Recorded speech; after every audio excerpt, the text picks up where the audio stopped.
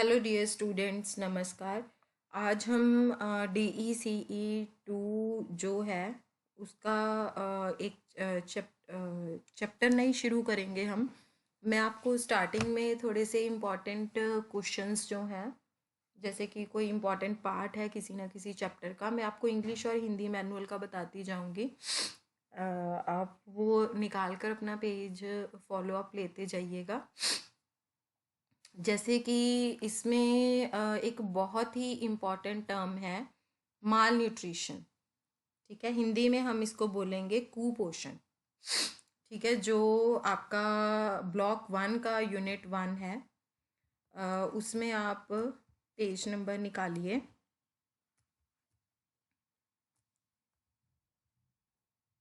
English manual में मैं बता रही हूँ आपको।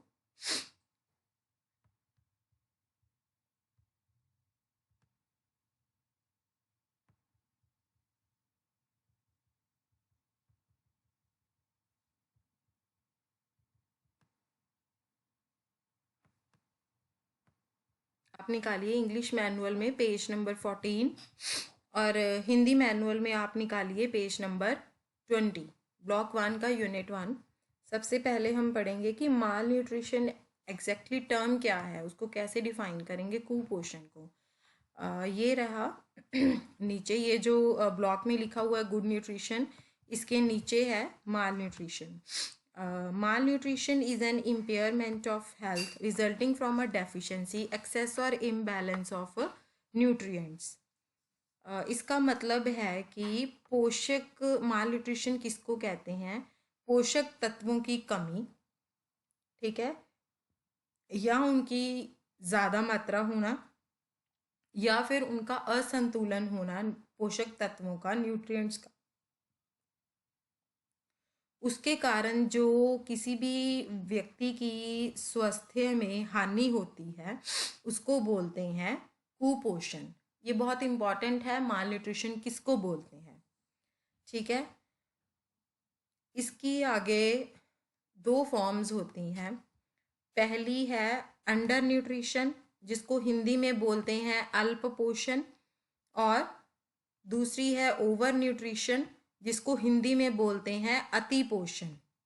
ठीक है, अब अल्प पोषण किसे कहते हैं, अंडर न्यूट्रिशन किसे कहते हैं, अंडर न्यूट्रिशन का क्या मतलब है, ये जो मैं आपको बता रही हूँ बहुत इंपॉर्टेंट है। मैं बार बार ये बात बोल रही हूँ, माल न्यूट्रिशन किसको बोलते हैं। इसकी दो फॉर्म्स हैं, under nutrition and over nutrition, अल्प पोषण एंड अति पोषण। अंडर न्यूट्रिशन मीन्स अ डेफिशिएंसी और लैक ऑफ वन और मोर न्यूट्रिएंट्स। अंडर न्यूट्रिशन मतलब, अल्प पोषण का मतलब है कि एक शरीर में एक या एक से ज़्यादा न्यूट्रिएंट्स, यानी कि एक या एक से ज़्यादा पोषक तत्वों की कमी होने को बोलते हैं अंडर न्यूट्रिशन। और ओवर न्यूट्रिशन किसको बोलते हैं? शरीर के अंदर एक या एक से ज़्यादा पोषक तत्वों की मात्रा का ज़्यादा होने को बोलते हैं ओवर न्यूट्रिशन। ठीक है, माल न्यूट्रिशन क्या होता है वो मैंने आपको बताया। कुपोषण क्या होता है, हिंदी मैनुअल वाले भी पेज नंबर 20 पर ही कंटिन्यू कीजिए, उसमें सारा कुछ लिखा हुआ है बहुत साफ साफ शब्दों में जो मैं बोल रही हूँ। ठीक है, फिर हम इनकी एग्जाम्पल देखेंगे, अंडर न्यूट्रिशन की एक एग्जाम्पल और ओवर न्यूट्रिशन की एक एग्जाम्पल। अंडर न्यूट्रिशन की एक एग्जाम्पल है न्यूट्रिशनल अनीमिया। ठीक है, और ओवर न्यूट्रिशन की एक एग्जाम्पल आएगी ओवरवेट, एक्सट्रीम ओवरवेट और ओबेसिटी। ठीक है, इसकी क्या एग्जाम्पल आएगी? एक्सट्रीम ओवरवेट और ओबेसिटी। मैं आपको थोड़ा सा इनको डिटेल में बता देती हूँ कि न्यूट्रिशनल अनीमिया क्या होता है और ओवरवेट और ओबेसिटी क्या होता है। अंडर न्यूट्रिशन हमारे इंडिया में क्या है कि जो औरत और बच्चे हैं, स्पेशली जो प्रेग्नेंट वुमेन है और प्री स्कूल चिल्ड्रन है, इनमें अनीमिया बहुत कॉमन पाया जाता है। अनीमिया क्या होता है? जो सेकंड पैराग्राफ है हिंदी मैनुअल में, उसमें लिखा हुआ है तीसरी लाइन में, रक्त में हीमोग्लोबिन का स्तर सामान्य से कम होना अनीमिया कहलाता है। अनीमिया क्या होता है? Anaemia is a condition where hemoglobin levels in the blood below the normal levels, इसको बोलते हैं हम अनीमिया। ठीक है, जो अनीमिया है वो can be due to the deficiency of the nutrients in the body. कौन कौन से न्यूट्रिएंट्स की डेफिशिएंसी का कारण होता है? Iron, folic acid and vitamin B12। ठीक है, ये हिंदी मैनुअल में भी जो सेकंड पैराग्राफ है उसमें लिखा हुआ है अनीमिया लो तत्व, फॉलिक अम्ल और विटामिन B12 की कमी से हो सकता है। चाहे आप इन चीजों को अंडरलाइन कर लीजिए जो मैं बताती जा रही हूं आपको। जिस व्यक्ति को अनीमिया होता है, ठीक है, वो क्या करता है, उसको एक तो वीकनेस फील होती है, बहुत कमजोरी फील होती है। हिंदी मैनुअल में भी लिखा हुआ है कि व्यक्ति को कमजोरी अनुभव होती है, अनीमिया से ग्रस्त व्यक्ति को कमजोरी अनुभव होती है। ठीक है, उसके शरीर की काम करने की क्षमता बहुत कम हो जाती है। ठीक है, उसके शरीर की काम करने की क्षमता बहुत कम हो जाती है। और क्या क्या है? Fatigue, giddiness, breathlessness on exertion, sleeplessness and loss of appetite are the common symptoms. ठीक है, हिंदी मैनुअल में भी लिखा हुआ है कि उसकी शारीरिक कार्य करने की क्षमता बहुत कम हो जाती है। इसके अन्य लक्षण है थकावट होना, चक्कर आना, काम करने पर सांस फूलना, नींद ना आना और भूख कम लगना।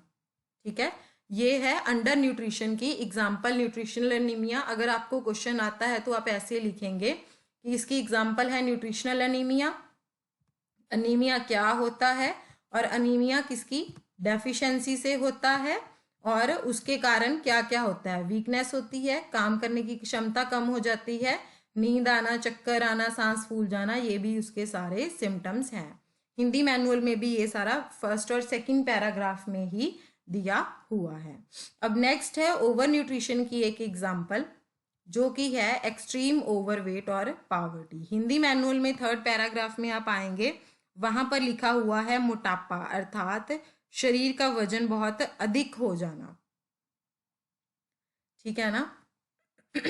अब इसमें क्या होता है कि जब कोई व्यक्ति, ठीक है, अपनी डेली के काम को करने के लिए जितनी ऊर्जा उसको चाहिए होती है वो उससे ज़्यादा खा लेता है या उससे ज़्यादा ले लेता है, वो उसकी बॉडी में जाके जमा हो जाती है, तो उसका वेट इंक्रीज हो जाता है, तो उसको हम बोलते हैं ओबीस। ठीक है, जो ओबीस व्यक्ति है उसको और भी बीमारियां लग सकती हैं, जैसे कि हार्ट डिजीज और डायबिटीज मेलाइटस जैसी बीमारियां भी लग सकती हैं, जाने के शुगर और हृदय रोग। थर्ड पैराग्राफ में नीचे से आप फोर्थ लाइन में देखेंगे हिंदी मैनुअल में, मोटे व्यक्तियों में हृदय रोग और मधुमेह होने की संभावना अधिक रहती है। अब इसके बाद इंग्लिश मैनुअल में आप नेक्स्ट पेज पर आइए, 1.6 है जो लिखा हुआ what is the interaction between the malnutrition and infection. ये भी बहुत इंपॉर्टेंट है, माल न्यूट्रिशन और इन्फेक्शन के बीच में क्या इंटरेक्शन है। ठीक है, ये भी एज सच आपको आ सकता है क्वेश्चन, ये इंपॉर्टेंट क्वेश्चन है। हिंदी मैनुअल वाले बच्चे आएंगे 22 पेज नंबर पे, 1.6 कुपोषण व संक्रमण में अंत संबंध। ठीक है, ये एक विकसित साइकिल है माल न्यूट्रिशन और इन्फेक्शन का।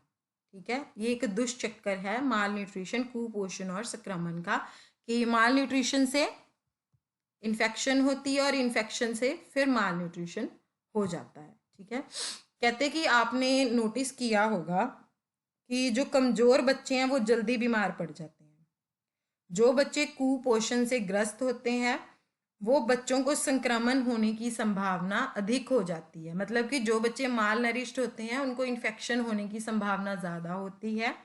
ठीक है, इसके विपरीत ये भी ठीक है कि जैसे किसी को मीजल्स हो गए, डायरिया हो गया या कफ हो गया, ठीक है, उसको वो जल्दी माल नरिश्ड भी हो जाते हैं। जैसे किसी को खसरा हो गया, अतिसार हो गया, काली खांसी होगी, जैसे संक्रमणों से भी कुपोषण हो सकता है। ये फर्स्ट पैराग्राफ जो अभी मैंने आपको पढ़ के सुनाया है, ठीक है। ये एक मैं आपको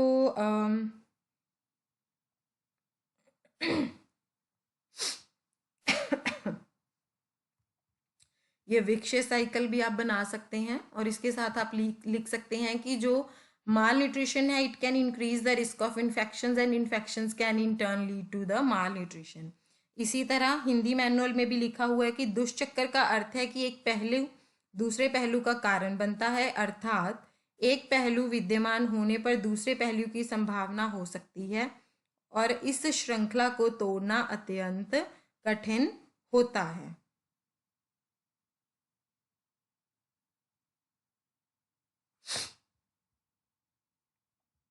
आगे हिंदी के मैनुअल में बोल्ड करके लिखा हुआ है कि जब ये दोनों स्थितियां यानी कि कुपोषण और संक्रमण किसी व्यक्ति में एक साथ होती हैं, तो इनके कारण व्यक्ति के स्वास्थ्य पर जो प्रभाव पड़ता है या क्षति होती है वह केवल कुपोषण या केवल संक्रमण होने की तुलना में कहीं ज़्यादा हानिकारक होती है। ठीक है, ये इसमें यहाँ पर लिखा हुआ है इंग्लिश मैनुअल में, but when these two diseases conditions occur in the person at the same time, when the resultant damage that is caused to the person's health is more, जब ये दोनों कंडीशंस किसी एक व्यक्ति में हो जाती हैं, ठीक है, तो क्या होता है कि इन दोनों का प्रभाव अलग अलग पड़ने की बजाय जब ये इकट्ठा पड़ता है तो वो कंडीशन जो है वो बहुत ज़्यादा हानिकारक हो जाती है। मैं अब आपको इसकी एक एग्जांपल दिखा रही हूँ कि suppose there is a child suffering from both protein energy malnutrition and diarrhoea. Protein energy malnutrition is a disease that is a condition arising from the deficiency of protein and energy in the body and is commonly associated with the infections। ठीक है, जो हिंदी का manual है उसमें भी लिखा हुआ है कि कल्पना कीजिए कि एक बालिका प्रोटीन ऊर्जा कुपोषण तथा अतिसार दोनों से ग्रस्त है। प्रोटीन ऊर्जा कुपोषण शरीर में प्रोटीन और ऊर्जा की कमी होने से कुपोषण की स्थिति है तथा इस स्थिति में अधिकतर संक्रमण भी हो सकता है। डायरिया क्या होता है?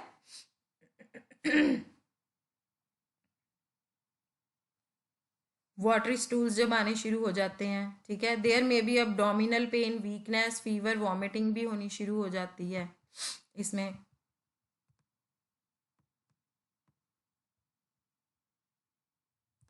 जब ये दोनों कंडीशंस एक साथ एग्जिस्ट करती हैं, ठीक है, तो बच्चे की हेल्थ बहुत ज़्यादा सीवियर हो जाती है, वर्सन हो जाती है, बहुत ज़्यादा कॉम्प्लिकेशंस आ जाती हैं।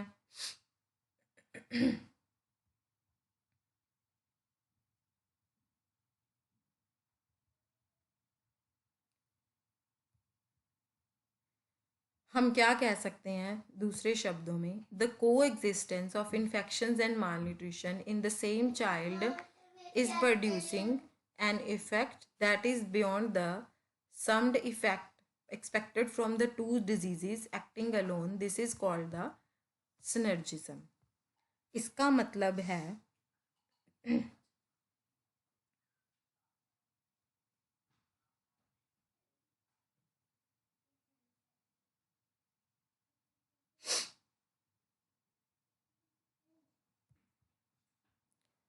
कि जब माल न्यूट्रिशन और इन्फेक्शन सेम बच्चे में हो जाता है तो वो अकेला अकेला एक्ट करने की बजाय जब वो इकट्ठा एक्ट करता है तो उसको जो भी इफ़ेक्ट होता है उसको बोलते हैं सिनर्जिज्म। ठीक है, the inter relationship and the synergistic effect of malnutrition and infection often lead to high rate of illness and death among children in our country. This is more so in the case of poor In such cases, the cumulative harmful effects of malnutrition and infection are often severe and long lasting।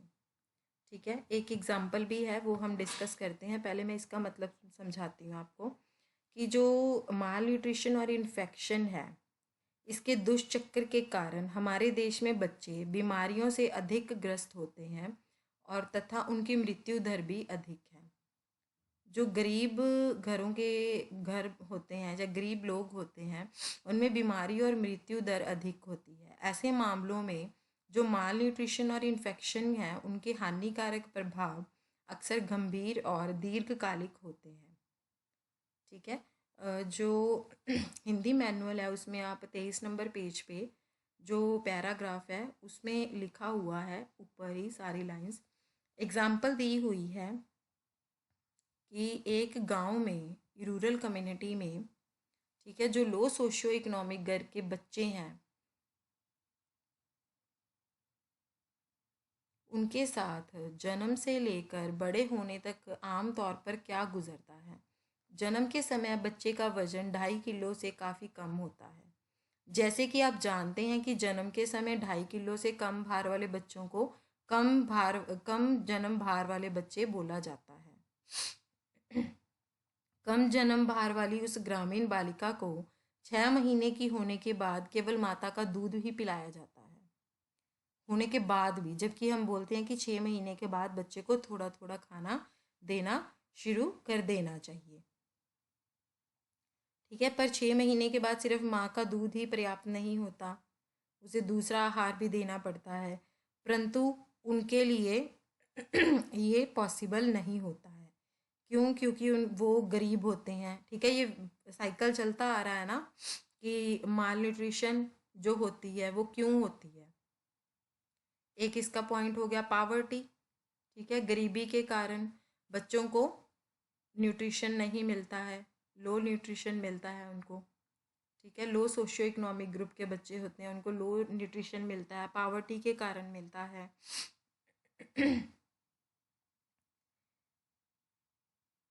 इसी तरह माँ के दूध के साथ साथ अगर जो पूरक आहार है वो समय पर ना शुरू किया जाने के कारण वो कुपोषण उनको हो जाता है। ठीक है, और जो उनके आसपास के इन्वायरमेंट में गंदगी होती है, ठीक है, उससे उनको संक्रमण जल्दी होता है, जैसे कि उनके रेस्पिरेटरी सिस्टम से संबंधित, ठीक है, या डायरिया हो जाता है, कोई इन्फेक्शंस हो जाती हैं। ठीक है, ये क्यों होती हैं? इन सभी चीज़ों के कारण उन्हें भूख भी कम लगती है, जिसे वे कम मात्रा में भोजन खाते हैं। इसके परिणाम स्वरूप क्या होता है, उसमें पोषणहीनताएं बढ़ जाती हैं। भोजन की कमी और संक्रमण के इस दुष्चक्र के कारण बालिका का स्वास्थ्य और गिर जाता है। अतः क्या होता है कि निम्न पोषण और निम्न स्वास्थ्य स्तर की यह बालिका अगर जीवित रह पाती है तो वह निम्न स्वास्थ्य वाली कुपोषित महिला के रूप में विकसित होती है। इस दुखद व अभावग्रस्त स्थिति को दूर करने के लिए हमारे देश में पोषण और स्वास्थ्य कार्यक्रम चलाए जाते हैं। ठीक है, जो इंटर रिलेशनशिप है वो मैंने आपको बताया। ये जो ये वाला पैराग्राफ है आप इसको अपने वर्ड्स में लिखिएगा, जो अभी मैंने बताया कि जो इनका आपस में क्या रिलेशन होता है। ये एक विशियस साइकिल है।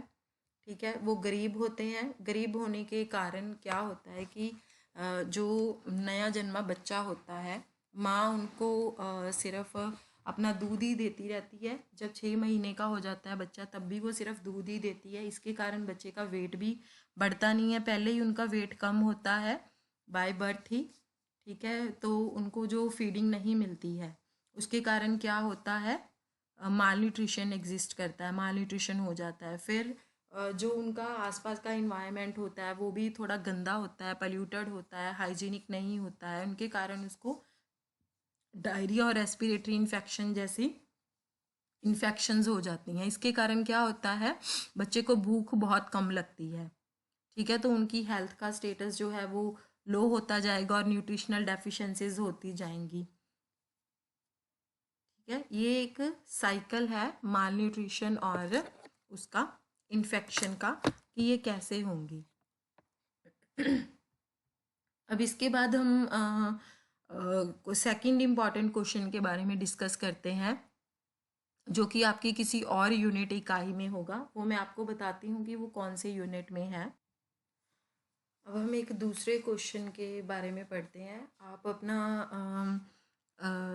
ब्लॉक 2 में यूनिट 8 ओपन कर लीजिए, प्लानिंग बैलेंस्ड डाइट्स। हम पहले पढ़ेंगे 8.2 है what is a balanced diet. Balance diet क्या है, ऐसे ही आप हिंदी मैनुअल वाले भी अपना जो इकाई 8 है ब्लॉक 2 में वो ओपन कर लीजिए। 8.2 में लिखा हुआ है कि बैलेंस डाइट क्या होती है, बैलेंस्ड डाइट किसको बोलते हैं। ये भी एक इम्पॉर्टेंट ही क्वेश्चन है।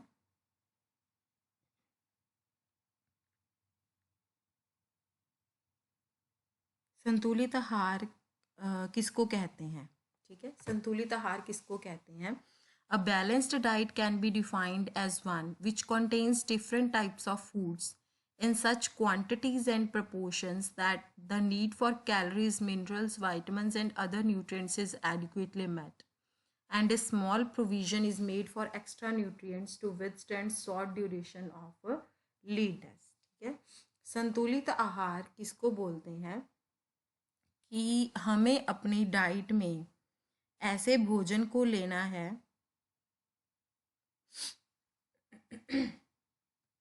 हमें अपनी डाइट में जिसमें विभिन्न प्रकार के खाद्य पदार्थ ऐसी मात्रा में हो या समान अनुपात में हो जिसमें कि कैलोरी, खनिज लवण, विटामिन या बाकी के जो पोषक तत्व हैं उनकी आवश्यकता समुचित रूप से पूरी हो सके। ठीक है, बट इसके साथ साथ क्या है, इस आहार में पोषक तत्वों का कुछ अतिरिक्त मात्रा में प्रावधान हो ताकि अपर्याप्त मात्रा में भोजन मिलने की अवधि में इन पोषक तत्वों की आवश्यकता की पूर्ति हो सके। मतलब कि बैलेंस डाइट वो होती है, हमें डिफरेंट टाइप ऑफ फूड्स लेने चाहिए। ठीक है, कौन से डिफरेंट टाइप्स ऑफ फूड्स लेने चाहिए जो कि हमारी डेली की कैलोरी की, खनिज लवणों की, विटामिन की या और बहुत सारे न्यूट्रिएंट्स की रिक्वायरमेंट को पूरा करता हो। हमें डिफरेंट टाइप ऑफ फूड्स लेने हैं, ठीक है, और उतनी क्वांटिटी में लेने हैं जो कि हमारी डिफरेंट टाइप्स ऑफ हर तरह के न्यूट्रिएंट की रिक्वायरमेंट को पूरा करता हो। बल्कि हमें थोड़ी सी, जब मान लीजिए हमें कोई फूड नहीं भी मिल रहा है तो वो जो एक्स्ट्रा न्यूट्रिएंट्स हमें बैलेंस डाइट से मिल रहे हैं वो हमारी बॉडी को उस टाइम पर सपोर्ट करें, उसको बोलते हैं बैलेंस डाइट। अब ये सब इम्पॉर्टेंट पार्ट है कि what is the concept of balance diet. ठीक है, यहाँ पर एक नीचे पिक्चर भी बनी हुई है जो कंसेप्ट ऑफ बैलेंस डाइट को दर्शाती है। Different foods in the right amounts, अलग अलग तरह के हमने फूड लेने हैं सही मात्रा में। प्रोवाइड ऑल एसेंशियल न्यूट्रिएंट्स, जो भी हमें ज़रूरी के न्यूट्रिएंट्स चाहिए वो प्रोवाइड करते हों ये foods, and hence make a balance diet, और वही इसको एक बैलेंस डाइट बनाते हैं। ठीक है, जो कंसेप्ट है उसमें 3 चीज़ें होनी चाहिए बैलेंस डाइट के कंसेप्ट में। हिंदी मैनुअल वाले भी यूनिट 8 उन्होंने ओपन कर लिया ना, पेज नंबर 114 है हिंदी मैनुअल का भी। इसमें है meet the needs for the nutrients, इसको हम डिटेल में भी पढ़ेंगे। Meet the needs for the nutrients, जो संतुलित आहार है उसकी अवधारणा को, जो संतुलित आहार है वो शरीर में पोषक तत्वों की ज़रूरत को पूरा करता हो। ठीक है, नेक्स्ट है consist of different types of food items. आप इसका मीनिंग समझी जाइए, इसी से ही आपको ये पता चल जाएगा कि हमने उसके अंदर क्या लिखना है। पहला है कि जो पोषक तत्वों की ज़रूरत को पूरा करता हो, बैलेंस डाइट वो होती है। दूसरा क्या है, balance diet consist of different types of food items, balance diet में विभिन्न खाद्य पदार्थ शामिल होते हैं। तीसरा है balance diet provides for periods of leanness. ठीक है, when the diet may possibly not supply adequate amount of all nutrients। Balance diet जो है वो अपर्याप्त मात्रा में, जब हमें भोजन नहीं मिलता पर्याप्त मात्रा में जिसमें संतुलित आहार पोषक तत्वों की पूर्ति करता हो, अर्थात संतुलित आहार में उस दिन की पोषक तत्वों की पूर्ति के अलावा पोषक तत्वों की अतिरिक्त मात्रा भी होती है, जिसके कारण यदि कुछ अवधि के लिए व्यक्ति को खाना ना मिले पर्याप्त मात्रा में, तो भी उस अवधि में उस पोषक तत्वों की पूर्ति हो सकती है। अब हम इनको डिटेल में पढ़ेंगे। आप जब आपको कंसेप्ट पूछा जाता है तो बैलेंस डाइट की डेफिनेशन लिखिए, ठीक है, और ये 3 पॉइंट हैं, हम आगे नीचे डिस्कस भी करेंगे। ये इसका कंसेप्ट है। आप ये डायग्राम भी एक तरह से बना सकते हैं, ये फ्रूट्स वगैरह ऐसे बनाने की ज़रूरत नहीं है, इतना बता सकते हैं कि इस तरफ फूड्स हैं और इस तरफ ये न्यूट्रिएंट्स हैं, ठीक है। और नीचे ये लिख सकते हैं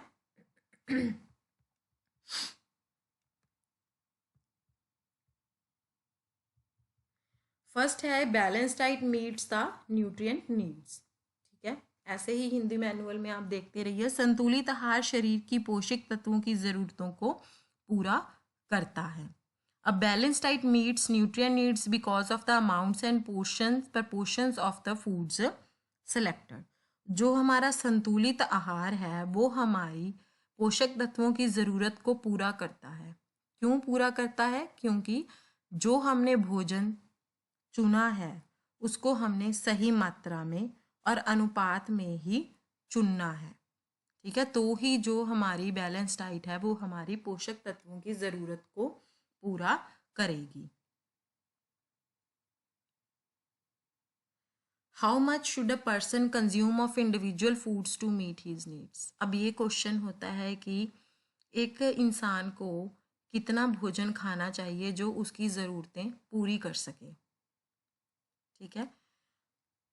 इसका एक ही आंसर है, एक रिकमेंडेड डाइटरी इनटेक का ICMR द्वारा, जो Indian council of medical research है, ठीक है, उन्होंने एक रिकमेंडेड डाइटरी इनटेक दिया हुआ है कि एक इंसान को एक दिन में कितना अनाज खाना है, कितने फ्रूट्स लेने हैं, कितने वेजिटेबल्स लेनी है, कौन सी हरी सब्जियां लेनी है, हरी पत्ते वाली सब्जियां लेनी है, कौन से कंदमूल लेने हैं, वो सारा कुछ उसका बना हुआ है। उसके ऊपर बेस्ड ही हमने वो डाइट लेनी होती है, ठीक है। उसमें ये लिखा होता है कि हमने एक दिन में कितना फूड लेना है और वो हमें उस फूड में से कितना हमें न्यूट्रिएंट मिलेंगे, वो भी उसमें सारा कुछ लिखा होता है, ठीक है। नेक्स्ट है हमारे पास, a balance diet consist of different types of food items. कहते बैलेंस डाइट में वैरायटी ऑफ फूड्स इंक्लूड होते हैं। वो अब हमें क्यों, अब हम कैसे सेलेक्ट करेंगे? जैसे कि हमने पहले ये बात मेंशन कर दी है कि हमें वो फूड सेलेक्ट करने हैं जो कि हमें हर तरह का न्यूट्रिएंट सप्लाई करें। तो हमें क्या करना है, हमें हर फूड ग्रुप से, ठीक है, हमारे जितने भी फूड ग्रुप्स हैं, जैसे अनाज हो गए, दालें होगी, दूध या दूध से बने पदार्थ हो गए, सब्जियां हो गई, फ्रूट्स हो गई, ठीक है, जो नॉन वेज हैं वो अंडा मीट भी ले सकते हैं, उन सब फूड ग्रुप से हमें क्वांटिटी में सब कुछ लेना है। जैसे 100 ग्राम वेजिटेबल्स लेनी है, हमें 100 ग्राम फ्रूट लेना है, ऐसे हर उसमें से हमें फूड ग्रुप में से एक एक फूड लेना है जो कि हमारी न्यूट्रिएंट्स की, एक दिन के हमारी न्यूट्रिएंट्स की कमी को पूरा करता हो, ठीक है। नेक्स्ट है balance diet provides for the periods of leanness, ठीक है। कहते हैं कि बैलेंस डाइट जो है वो सिर्फ हमारी पर डे की नीड को ही पूरा नहीं करता, बल्कि जब हमें किसी टाइम हमें पर्याप्त मात्रा में भोजन नहीं मिलता है तब भी वो हमारी उस टाइम पर हेल्प करता है।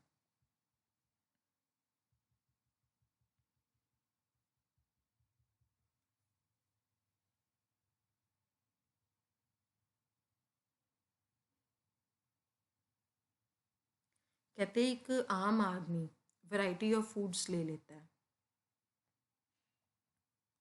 ठीक है, पर कई बार क्या होता है कि मतलब वो किसी दिन जब उसको खाना चाहिए होता है तो उसको वो खाना नहीं मिलता है, ठीक है। पर अगर उसने वो बैलेंस डाइट ली होगी सेफ्टी मार्जिन के लिए, ठीक है, तब उसमें कोई डेफिशिएंसी डेवलप नहीं होगी अगर उसने आरडीआई के रूल्स को फॉलो करके डाइट ली होगी, क्योंकि जो आरडीआई है, ठीक है, उसमें already margin of safety include होती है। अगर हम आरडीआई को लेके डाइट प्लान बनाएंगे, ठीक है, तो हमें कभी भी कोई प्रॉब्लम बिल्कुल नहीं होगी।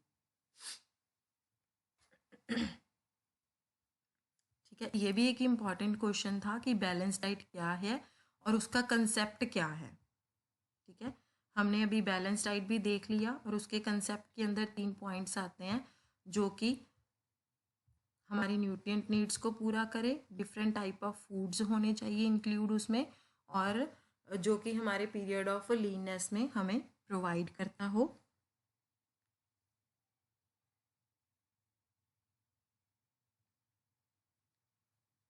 ठीक है, जैसे कि मैं आपको इसकी एक एग्जांपल बताती हूँ, आप अपने पास नोट करिएगा बैलेंस डाइट की एग्जांपल में। जैसे कि हमें फूड ग्रुप में एनर्जी गिविंग फूड्स इंक्लूड करने चाहिए, बॉडी बिल्डिंग फूड्स इंक्लूड करने चाहिए, प्रोटेक्टिव और रेगुलेटरी फूड्स भी इंक्लूड करने चाहिए। एनर्जी गिविंग फूड्स कौन से होते हैं? Cereals, sugar, fats and oil, ये सारे एनर्जी गिविंग फूड होते हैं। ये बॉडी बिल्डिंग फूड भी इसमें लिखे हुए हैं सारे, और प्रोटेक्टिव और रेगुलेटरी फूड्स भी ये लिखे हुए हैं आपके इसमें, हिंदी के मैनुअल में भी हैं और इंग्लिश के मैनुअल में भी हैं। ठीक है, जैसे हम सीरियल्स वगैरह इंक्लूड करते हैं, हमें उसकी 6 to 11 सर्विंग्स इंक्लूड करनी चाहिए।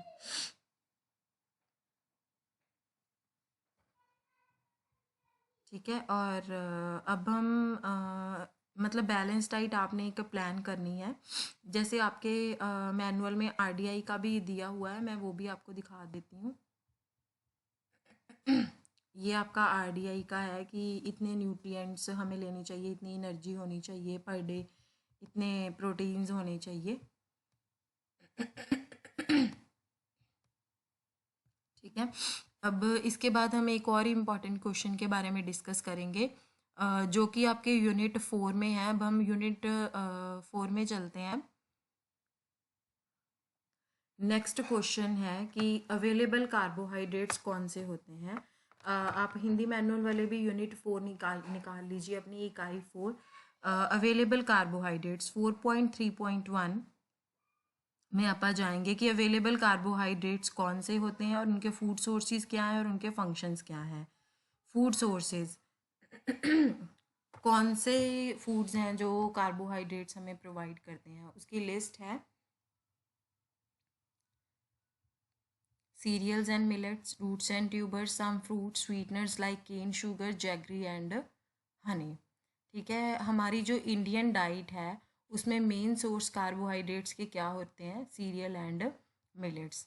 सारे सीरियल्स जैसे wheat, rice and millets, example jowar, bajra, ragi, इसमें सब में स्टार्च होता है। जो रूट्स एंड ट्यूबर्स हैं जैसे potato, tapioca, sweet potato, yarn and colocasia. Fruits कौन से? मैंगो, बनाना, सपोटा। ये सारे कार्बोहाइड्रेट्स में रिच होते हैं शुगर फॉर्म में। केन शुगर या क्यूब शुगर या और बहुत सारे स्वीटनर्स जैसे हनी एंड जैगरी, इनमें भी कार्बोहाइड्रेट काफ़ी फॉर्म में होती है। ठीक है, पल्सेस में भी थोड़ी सी अमाउंट में कार्बोहाइड्रेट्स होते हैं बट जो पल्सेस हैं वो हमारी डाइट में मेन प्रोटीन का सोर्स होते हैं। नाउ ये बहुत इंपॉर्टेंट है कि क्या फंक्शंस हैं अवेलेबल कार्बोहाइड्रेट्स के। ठीक है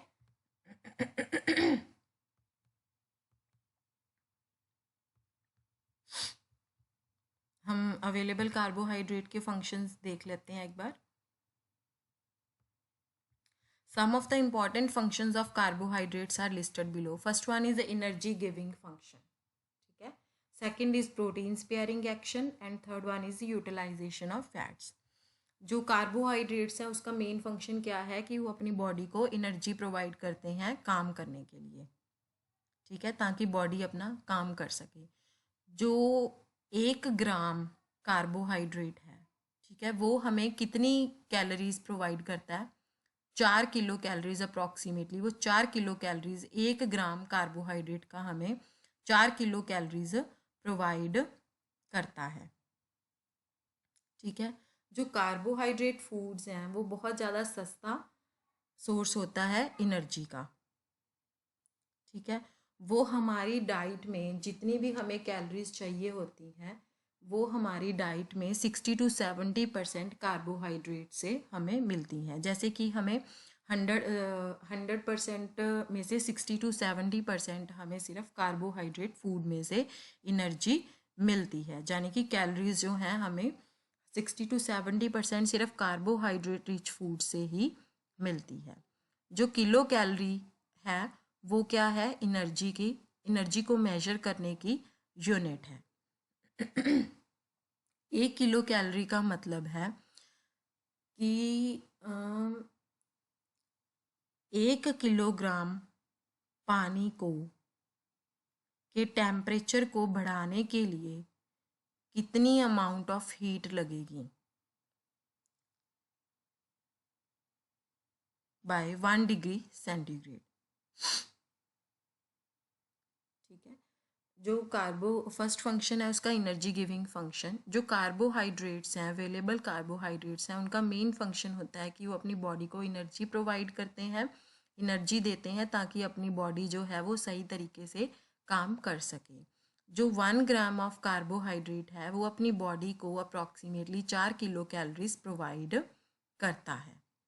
ठीक है, हमारी बॉडी में जितना भी भोजन हम खाते हैं उसका 60 to 70% एनर्जी हमें कार्बोहाइड्रेट फूड से मिलती है, और ये बहुत ही चीपेस्ट सोर्स है एनर्जी का। जो किलो कैलोरी है वो एनर्जी मेजर करने की यूनिट होती है। नेक्स्ट फंक्शन है प्रोटीन स्पेयरिंग एक्शन।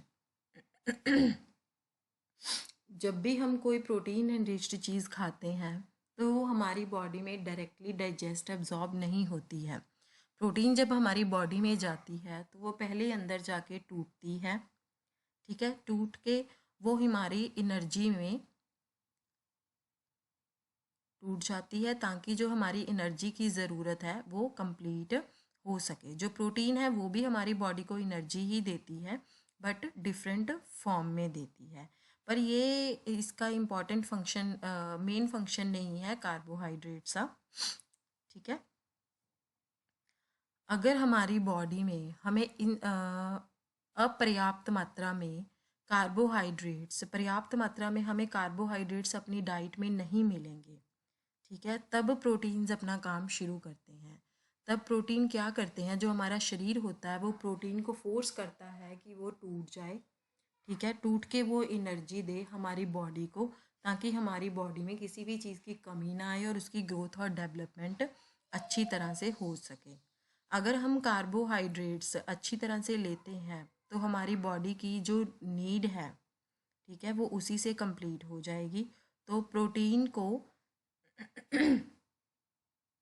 अपनी एनर्जी देने की ज़रूरत नहीं है, बल्कि वो क्या कर सकता है, अपना जो रोल है वो अपनी बॉडी में ऐसे दे सकता है कि प्रोटीन की बॉडी की ग्रोथ और डेवलपमेंट में, बॉडी बिल्डिंग में हेल्प करे। इसीलिए इसको बोलते हैं कि protein sparing action of carbohydrates, इसी को बोलते हैं। ठीक है, जब प्रोटीन्स, ठीक है, दूसरे फंक्शंस को कंप्लीट करने के लिए अपना काम करते हैं उसको बोलते हैं protein sparing action of carbohydrates.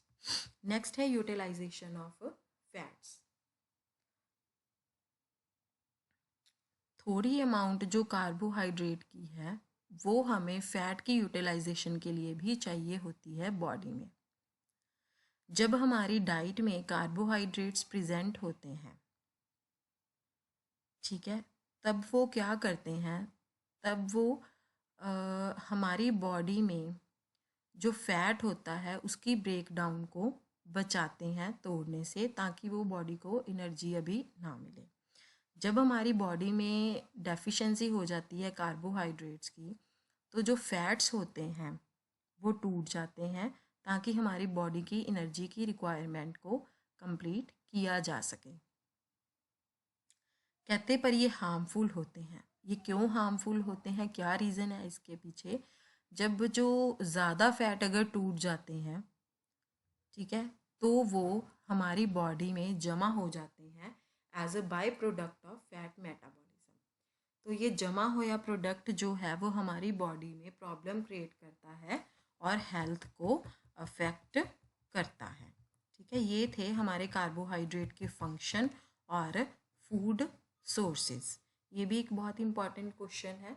अब हम नेक्स्ट क्वेश्चन की तरफ जाएंगे, जो अगला इंपॉर्टेंट क्वेश्चन आएगा। डियर स्टूडेंट्स, अब हमारा नेक्स्ट क्वेश्चन है कि जब आपकी लेग में या आर्म में या कहीं भी फ्रैक्चर हो जाता है, तब आपको कौन सी फर्स्ट एड देनी चाहिए पहले।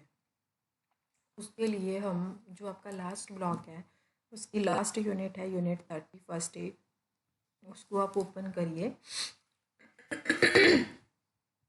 हिंदी मैनुअल वाले भी स्टूडेंट्स, और उसका हम जो 30.3.3 है फ्रैक्चर्स, हम यहाँ जाएंगे। इसमें लिखा हुआ है कि अगर कोई बच्चा ऊपर से गिर जाए या उसको किसी हार्ड ऑब्जेक्ट्स के उसी किसी हड्डी पे चोट लग जाए, ठीक है, तो उसकी बोन में फ्रैक्चर भी हो सकता है। पेन बहुत ज़्यादा होता है, जो उसकी किसी जहाँ भी चोट लगी होगी वो ऐसे बिल्कुल लटक जाती है और उसको हम मूव भी नहीं कर सकते हैं। जल्दी ही जो फ्रैक्चर वाली जगह होगी वहाँ पर स्वेलिंग स्टार्ट हो जाती है और जो टूटी हुई हड्डी है वो भी डिस्प्लेस हो सकती है अपनी जगह से। तो हमें क्या ट्रीटमेंट देना है, एक तो हमें बोन्स को संगठित रीअलाइन करने की कोशिश नहीं करनी है, और ना ही जो टूटी हुई हड्डी है या टूटी हुई कोई भी जगह है उस पर मसाज नहीं करनी है। ये चीज़ बहुत इम्पॉर्टेंट है, इस बात का ध्यान रखना कि जो भी टूटी हुई हड्डी है हमें उसको मूव नहीं करना है, एक ही पोजीशन पर फिट रखना है। अगर वो टूटी हुई हड्डी स्किन से बाहर आ जाए तो हमें उसको अंदर पुश करने की कोशिश नहीं करनी है। बच्चे को उठाकर हॉस्पिटल लेके जाना है बिना किसी मूवमेंट के। अगर उसके ऊपर की लिम्ब टूटी है तो जो आर्म है उसको ऐसे, जैसे पिक्चर में दिखाया हुआ है, ऐसे स्लिंग करना है।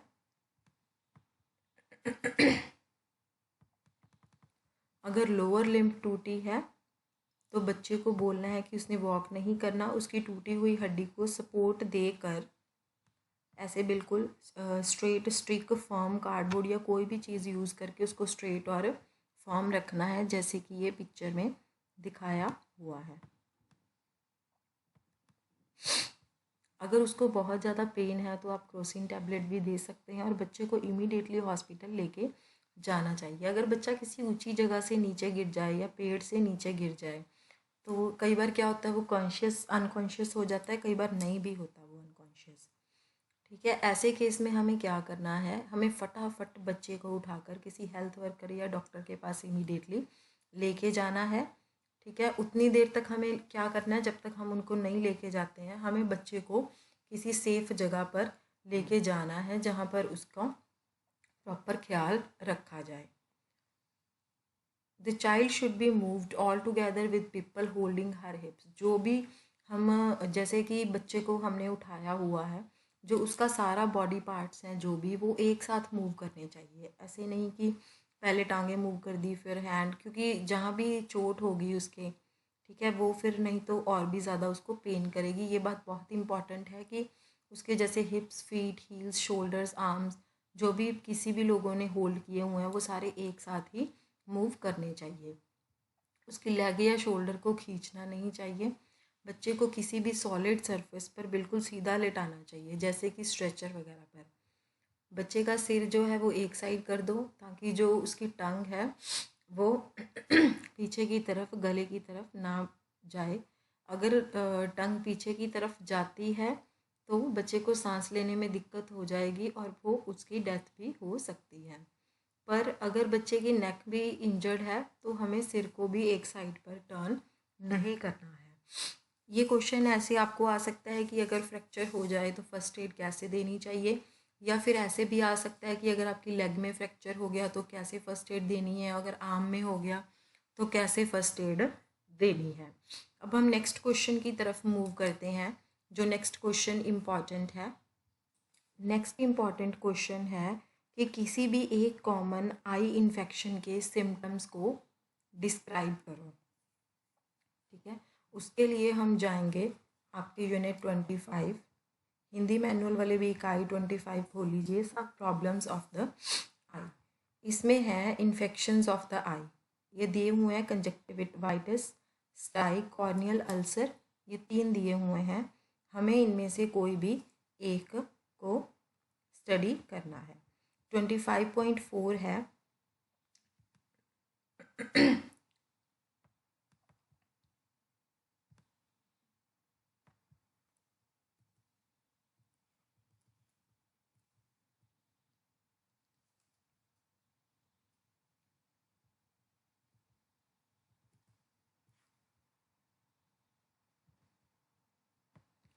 There are 3 common infections of the eye: conjunctivitis, this is conjunctivitis, stye और corneal ulcer। conjunctivitis आगे 4 टाइप्स का होता है: bacterial, viral, allergic and tuberculosis.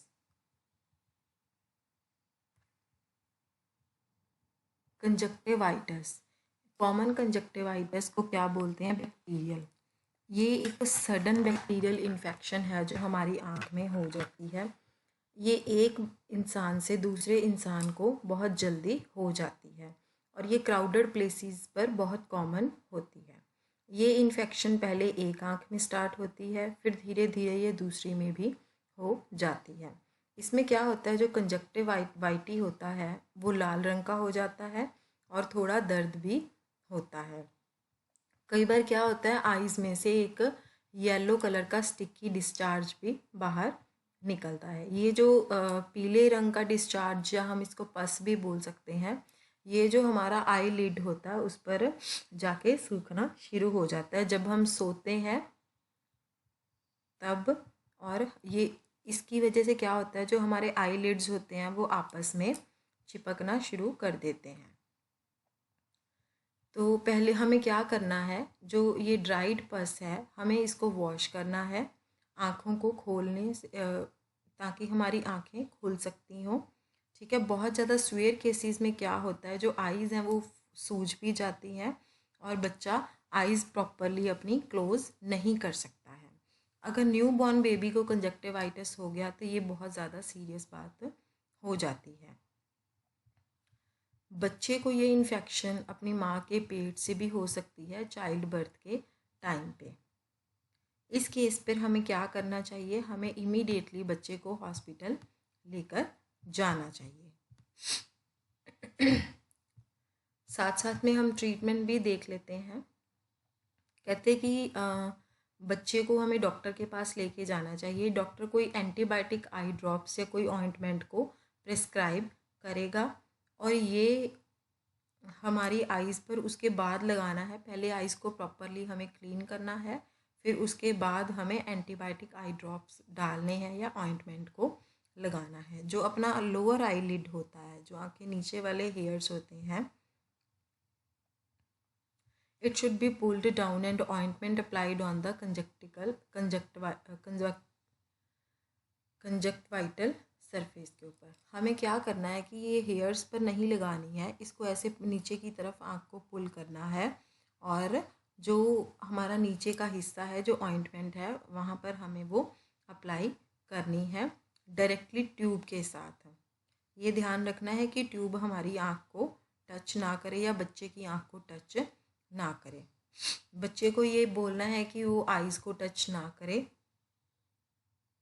ताकि वो जो आइज़ में से डिस्चार्ज निकल रहा है वो किसी दूसरे बच्चे को इन्फेक्ट ना करे। दूसरा है वायरल कंजक्टिवाइटिस ड्यूरिंग मीजल्स के टाइम पर ये हो जाता है। This is scene often in measles when the eyes become red and painful. इसमें भी क्या होता है, जो आइज़ हैं वो रेड हो जाती हैं और पेनफुल होती हैं। आमतौर पर क्या होता है, इसमें पस नहीं निकलती है, बट अगर हम आइज़ को साफ़ नहीं रखेंगे तो यहाँ पर भी बैक्टीरियल इन्फेक्शन होने के चांसेस हो सकते हैं और ये कॉर्निया को भी अफेक्ट करता है, इससे ब्लाइंडनेस भी हो सकती है। अब इसका ट्रीटमेंट क्या है कि आइज़ को हमें प्रॉपरली क्लीन करना चाहिए और इनको ठंडा रखना चाहिए। अगर फिर भी सेकेंडरी बैक्टीरियल इन्फेक्शन हो जाती है तो हमें डॉक्टर से एंटीबायोटिक आई ड्रॉप्स और ऑइंटमेंट लेकर दिन में 2 बार अप्लाई करना चाहिए। नेक्स्ट है कि ट्राकोमा के ड्यूरिंग भी वायरल इन्फेक्शन हो जाती है। दूसरी वायरल इन्फेक्शन को क्या बोलते हैं हम? ट्राकोमा। ये काफ़ी लॉन्ग लास्टिक कंडीशन होती है, इसमें काफ़ी लंबा ये चलता है। ये ज़्यादातर जो क्राउडेड एरियाज़ होते हैं वहाँ पर होता है, जहाँ पर हाइजीन भी प्रॉपर नहीं होता और वहाँ पर ये एक पर्सन से दूसरे पर्सन को फैल जाता है और ये इन्फेक्शन काफ़ी महीनों तक चलता है। इसके सिम्टम्स क्या हैं? शुरू के पहले तो ईचिंग होती है बहुत ज़्यादा, ठीक है, आँखें लाल हो जाती हैं और पानी निकलता रहता है 1 या 2 महीने के लिए। फिर जब इसकी नेक्स्ट स्टेज प्रोग्रेस होती है तो ये कॉर्निया को अफेक्ट करता है और अल्सर होने शुरू हो जाते हैं।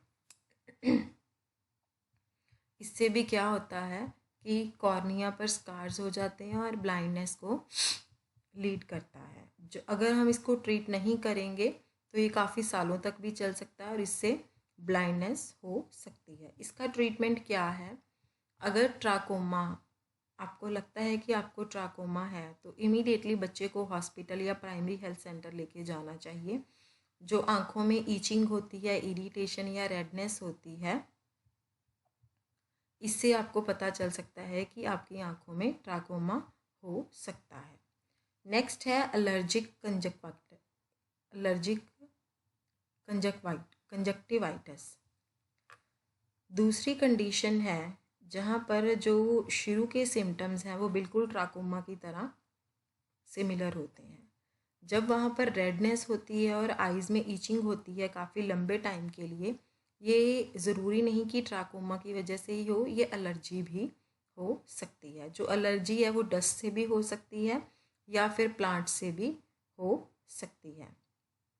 ये एलर्जी आती है और जाती रहती है और एवरी ईयर, ठीक है, ये सेम टाइम पर आमतौर पर होती है। इसमें हमें क्या करना है? ट्रीटमेंट के लिए डॉक्टर के साथ कंसल्ट करना है।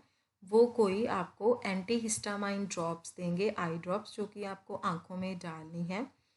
और पर डॉक्टर से ये श्योर करना ज़रूरी है कि ये इन्फेक्शन है, ट्राकोमा तो नहीं है कहीं।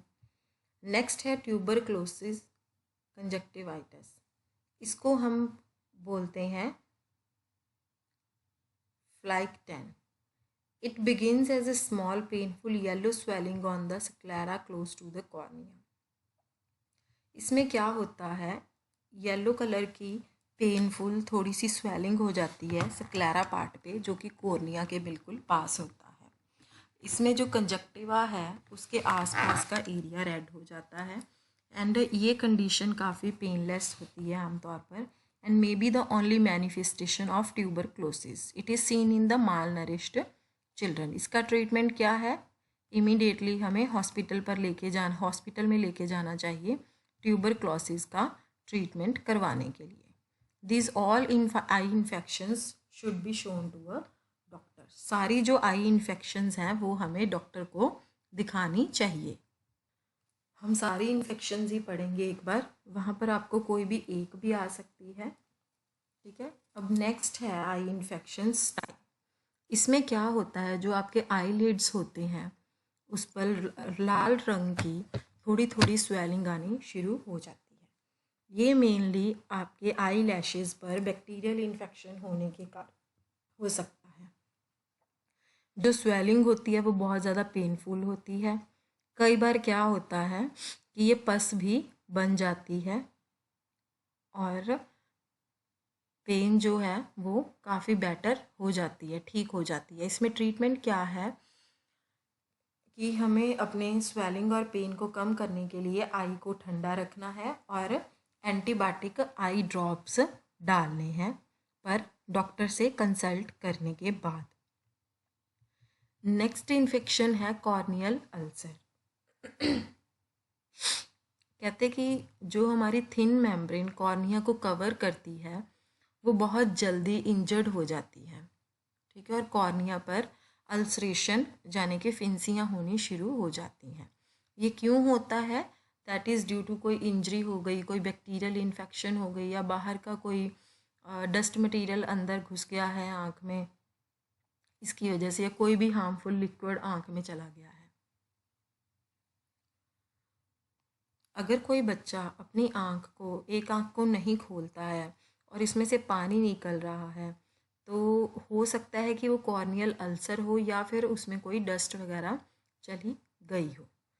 जो कॉर्नियल अल्सर है वो विटामिन ए डेफिशिएंसी के कारण होता है। जो मीज़ल और चिकन पॉक्स के सीवियर केसेस होते हैं, वहाँ जब हाइजीन पुअर होता है तब भी आइज़ इन्फेक्शन होने के चांसेस हो जाते हैं आँखों में, और ये कॉर्नियल अल्सरेशन का रूप बन जाता है। इसमें ट्रीटमेंट क्या है, हमें हॉस्पिटल में जाना चाहिए ट्रीटमेंट लेने के लिए। अब हम नेक्स्ट क्वेश्चन देखेंगे। ये जो था, हाँ, आपको ज़्यादातर ऐसे ही आता है कि कोई भी एक कॉमन आई इन्फेक्शन का सिम्टम बता दीजिए, ठीक है। तो आप कोई भी एक आई इन्फेक्शन ले सकते हैं और उसके बारे में डिटेल में लिख सकते हैं।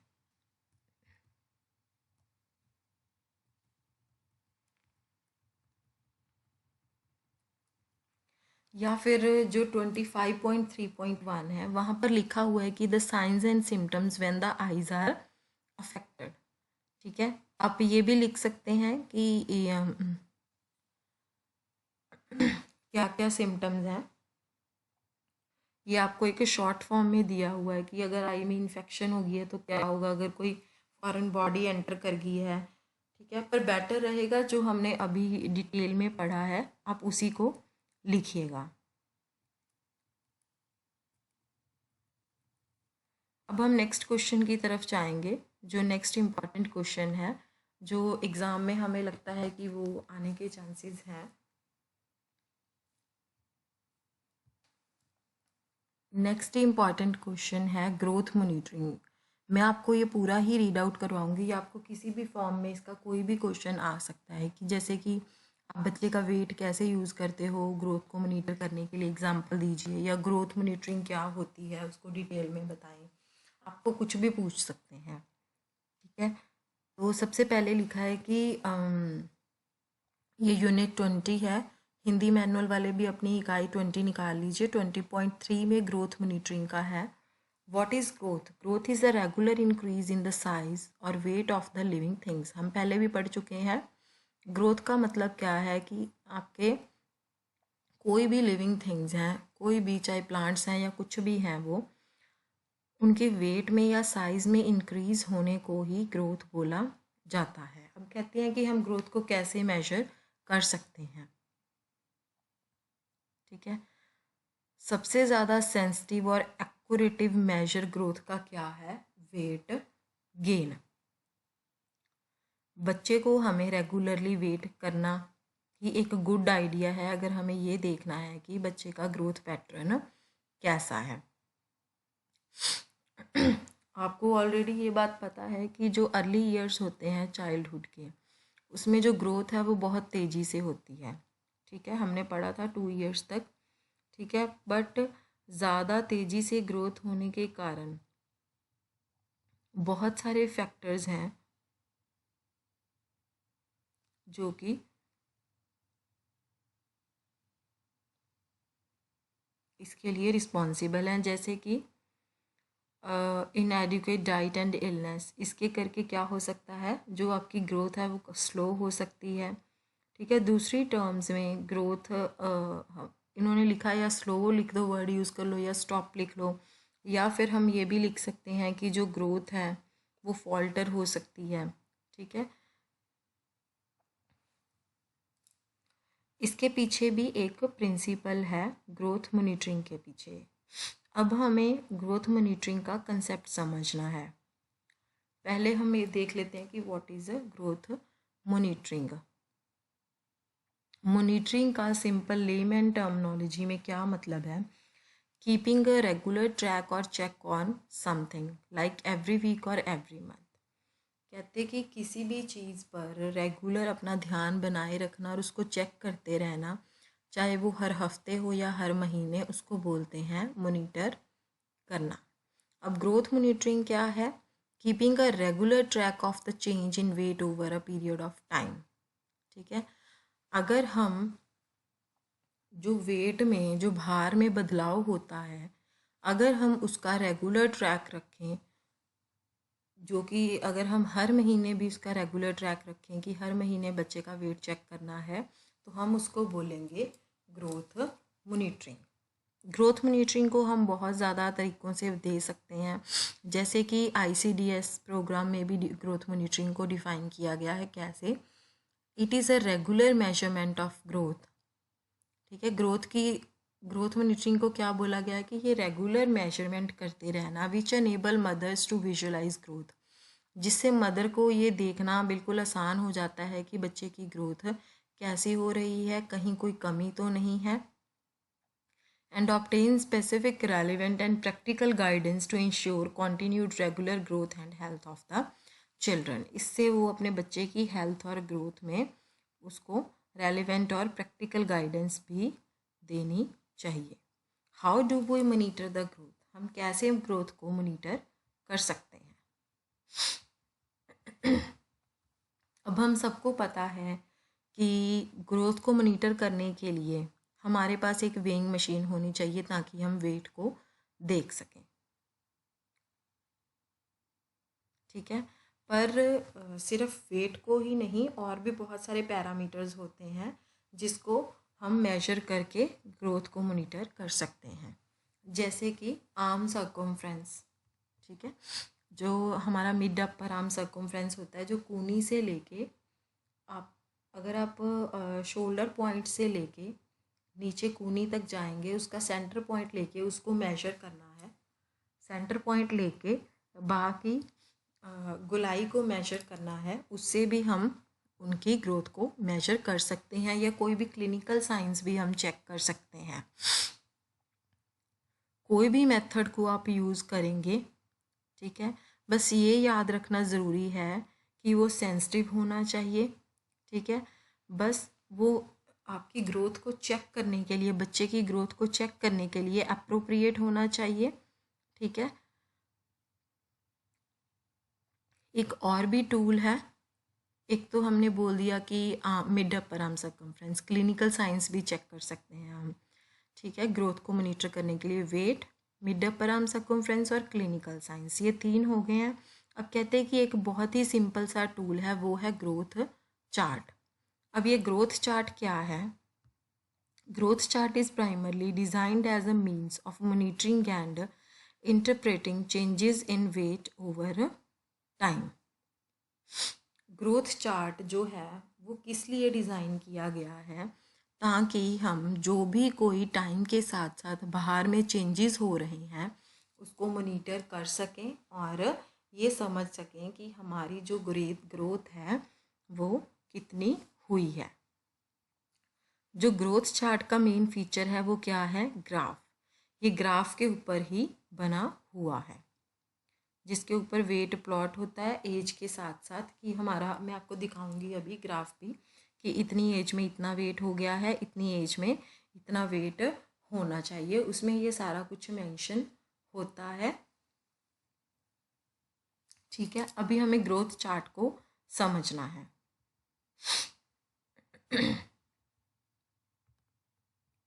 Okay, on the extreme upper left hand side you can see a box. ये वाला बॉक्स आप देख सकते हैं। ठीक है, इसको हम बोलेंगे इंफॉर्मेशन बॉक्स, जहाँ पर बच्चे का नाम, उसका सेक्स, फादर और मदर नेम सब कुछ फिल होता है। ये है एक ग्रोथ चार्ट, ये ग्राफ है, ग्राफ के ऊपर ये बना हुआ है। जैसे इन्होंने ग्रेड्स दिए, ग्रेड 1, 2, 3 एंड 4, और ये नॉर्मल है। ये ग्रोथ चार्ट है। जैसे यहाँ पर इन्होंने, यहाँ पर लिखा हुआ है कि ये है वेट इन किलोग्राम्स, है ना, यहाँ पर वेट लिखा हुआ है कि 1, 2, 3, 4, 5, 6 इतना वेट इन किलोग्राम्स, और इसके नीचे की तरफ इन्होंने लिखा हुआ है कि ये 1 ईयर हो गया। ठीक है, फिर इसके बाद 2 ईयर, 3 ईयर, कि 1 ईयर यहाँ हो गया, 1 ईयर में अगर हम 1 साल में अगर हमारा वेट जब जब हम पैदा हुए थे तो हमारा वेट इतना था, अगर हमारा वेट इतना होता है, ठीक है ना, अगर हमारा वेट इतना होता है, ठीक है, तो हम कौन सी ग्रेड में आते हैं? ग्रेड 4 में आते हैं, ठीक है। अगर हमारा वेट स्टार्टिंग में इतना था और 1 साल होने पर इतना हो गया है तो हम ग्रेड 2 में आते हैं, ठीक है। ऐसे ये सारा बना हुआ है चार्ट। वैसे ही जैसे मैंने आपको बताया, जो हॉरिजॉन्टल लाइंस हैं जो साइड टू साइड जा रही हैं, ठीक है, और vertical lines top to bottom जा रही हैं। जो वर्टिकल लाइंस हैं वो एज रिप्रेजेंट करती हैं, ऐसे वाली लाइंस। जो हॉरिजॉन्टल लाइंस हैं, ये वाली लाइन, वो वेट को रिप्रेजेंट करती है।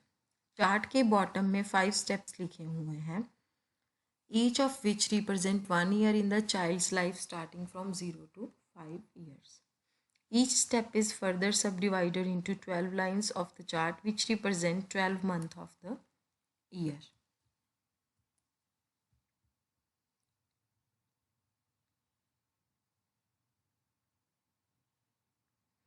ये जो लाइंस हैं ये मंथ की लाइंस हैं, जैसे first month, second month, third, fourth, fifth, 6, 7, 8, 9, 10, 11, 12 पे फिर वो 1 साल का हो गया, फिर मंथ्स आ गए हैं, फिर ये 2 साल का हो गया, ऐसे रिप्रेजेंट किए हुए हैं।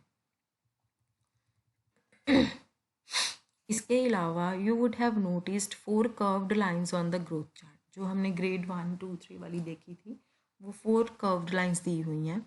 ये लाइंस क्या इंडिकेट करती हैं? न्यूट्रिशनल ग्रेड्स को ये इंडिकेट करती हैं। अगर जो बच्चा हेल्दी है, नॉर्मल बॉडी वेट के साथ, ठीक है, हम उसको ऊपर वाली लाइन में लेके जाएंगे जो कि बिल्कुल टॉप पर बनी हुई है, नॉर्मल।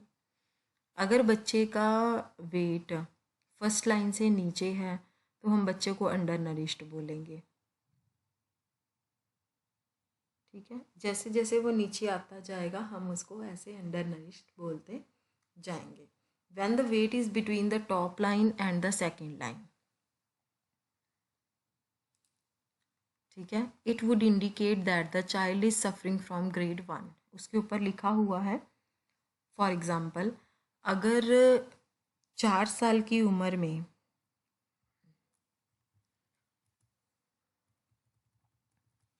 अगर 4 साल की उम्र में बच्चे का वेट 15 से 16 किलो के बीच में है, बट जो एक्चुअल वेट है वो 13 पॉइंट मतलब जो 15 से 16 किलो के बीच में होना चाहिए, बट जो एक्चुअल वेट बच्चे का आ रहा है वो है 13.4 kg,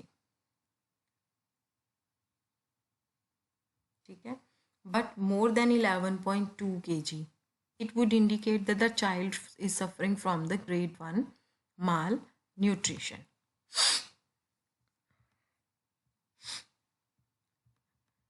कि अगर बच्चा 4 साल का है, उसका वेट 15 से, ये जो फर्स्ट लाइन जा रही है, इनके बीच में अगर आता है तो ग्रेड 1, इनके बीच में आता है तो ग्रेड 2, इनके बीच में आता है तो ग्रेड 3, फिर अगर इसके नीचे आता है यहाँ पर तो grade 4। Okay, when the weight is between the second line and the third line, ठीक है, weight between 70% and 60% of the standard value, then the child is in the second grade of malnutrition. अगर third और fourth line के बीच में आता है, जब उनका वेट 60 एंड 50% है स्टैंडर्ड वैल्यू से, तब ग्रेड 3 माल न्यूट्रिशन। अगर वेट उनका फोर्थ लाइन से नीचे जाता है, मतलब कि 50% से नीचे जाता है वेट, तो इसका मतलब है कि बच्चा सीवियरली माल नरिश्ड है, वो ग्रेड 4 में आएगा माल नरिशमेंट के। अगर आपको क्वेश्चन आता है कि आप वेट को कैसे यूज़ करेंगे ग्रोथ को मॉनिटर करने के लिए, उसको एक एग्जाम्पल के साथ लिखें, ठीक है, तो आप ये सारा जो हमने अभी पढ़ा है ग्रोथ मॉनिटरिंग का, वो आप लिख सकते हैं, ठीक है। एग्जाम्पल के लिए जैसे इन्होंने बीच में दिया हुआ है ना ये सारा, कि अगर वेट इतने से इतने के बीच में आता है या कम आता है तो इस ग्रेड में आता है बच्चा, आप उसको ऐसे भी लिख सकते हैं। ये बहुत इम्पॉर्टेंट क्वेश्चन है ग्रोथ मॉनिटरिंग का, ये किसी भी फॉर्म में आपको आ सकता है एग्ज़ाम में। अब हम नेक्स्ट इम्पॉर्टेंट क्वेश्चन है जो हम एक बार रीड आउट करेंगे, देखेंगे। ये इम्पॉर्टेंट क्वेश्चन आ जाता है कि what are the 6 services of the ICDS programme and who are the beneficiaries of each service. ICDS मतलब इंटीग्रेटेड चाइल्ड डेवलपमेंट सर्विसेज। इसकी जो 6 सर्विसेज हैं वो ये हैं: supplementary nutrition, immunisation, periodic health checkups, treatment of minor ailments and referral services, growth monitoring, non formal preschool education, health and nutrition education. ठीक है, ये हैं 6 सर्विसेज। अब हम ये देखेंगे कि जो 6 सर्विसेज हैं, ठीक है, ये जो 6 सर्विसेज हैं, ठीक है, अब इनके बेनिफिशरीज कौन है, मतलब ये सर्विसेज ये प्रोवाइड किसको करते हैं ICDS के अंडर जो है। सॉरी मैं ये बताना भूल गई कि इसके लिए आपको यूनिट 18 खोलनी पड़ेगी। उसका 18.3.1 जो है उसके अंडर ये 6 सर्विसेज दी हुई हैं। अभी आप नीचे आएंगे तो यहाँ पर ये एक फ्लो चार्ट बना हुआ है।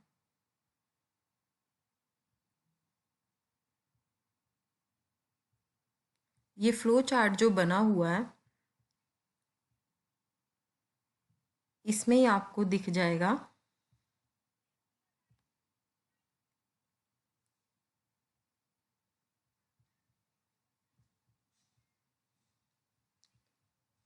कि कौन कौन सी सर्विसेज हैं वो कौन से बेनिफिशरी को मिलनी चाहिए।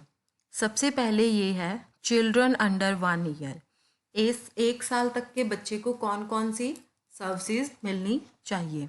ठीक है, ये पहली सर्विस इसको मिलनी चाहिए हेल्थ चेकअप, दूसरी सर्विस इसको मिलनी चाहिए इम्यूनाइजेशन, तीसरी सर्विस इसको मिलनी चाहिए सप्लीमेंट्री न्यूट्रिशन और चौथी सर्विस इसको मिलनी चाहिए रेफरल सर्विसेज। ठीक है, कौन कौन सी सर्विसेज मिलनी चाहिए इसको, जो children under 1 year of age है, पहले हेल्थ चेकअप, दूसरी इम्यूनाइजेशन, तीसरी सप्लीमेंट्री न्यूट्रिशन और चौथी जो है वो मिलनी चाहिए रेफरल सर्विसेज। ठीक है, ये 4 सर्विसेज इसको मिलनी चाहिए। ये देखिए 1 2 3 4 5 6 ये टोटल 6 सर्विसेज हैं। और 1 साल तक के बच्चे को कौन कौन सी मिलनी चाहिए ये फ्लो चार्ट में बहुत अच्छी तरह से बताया हुआ है कि कौन कौन सी सर्विसेज जो हैं वो बच्चों को मिलनी चाहिए। ठीक है, इसके बाद है कि 1 to 3 ईयर के बच्चे को कौन सी सर्विसेज मिलनी चाहिए। 1 से जो 3 साल का बच्चा है उसको भी यही सर्विसेज मिलनी चाहिए।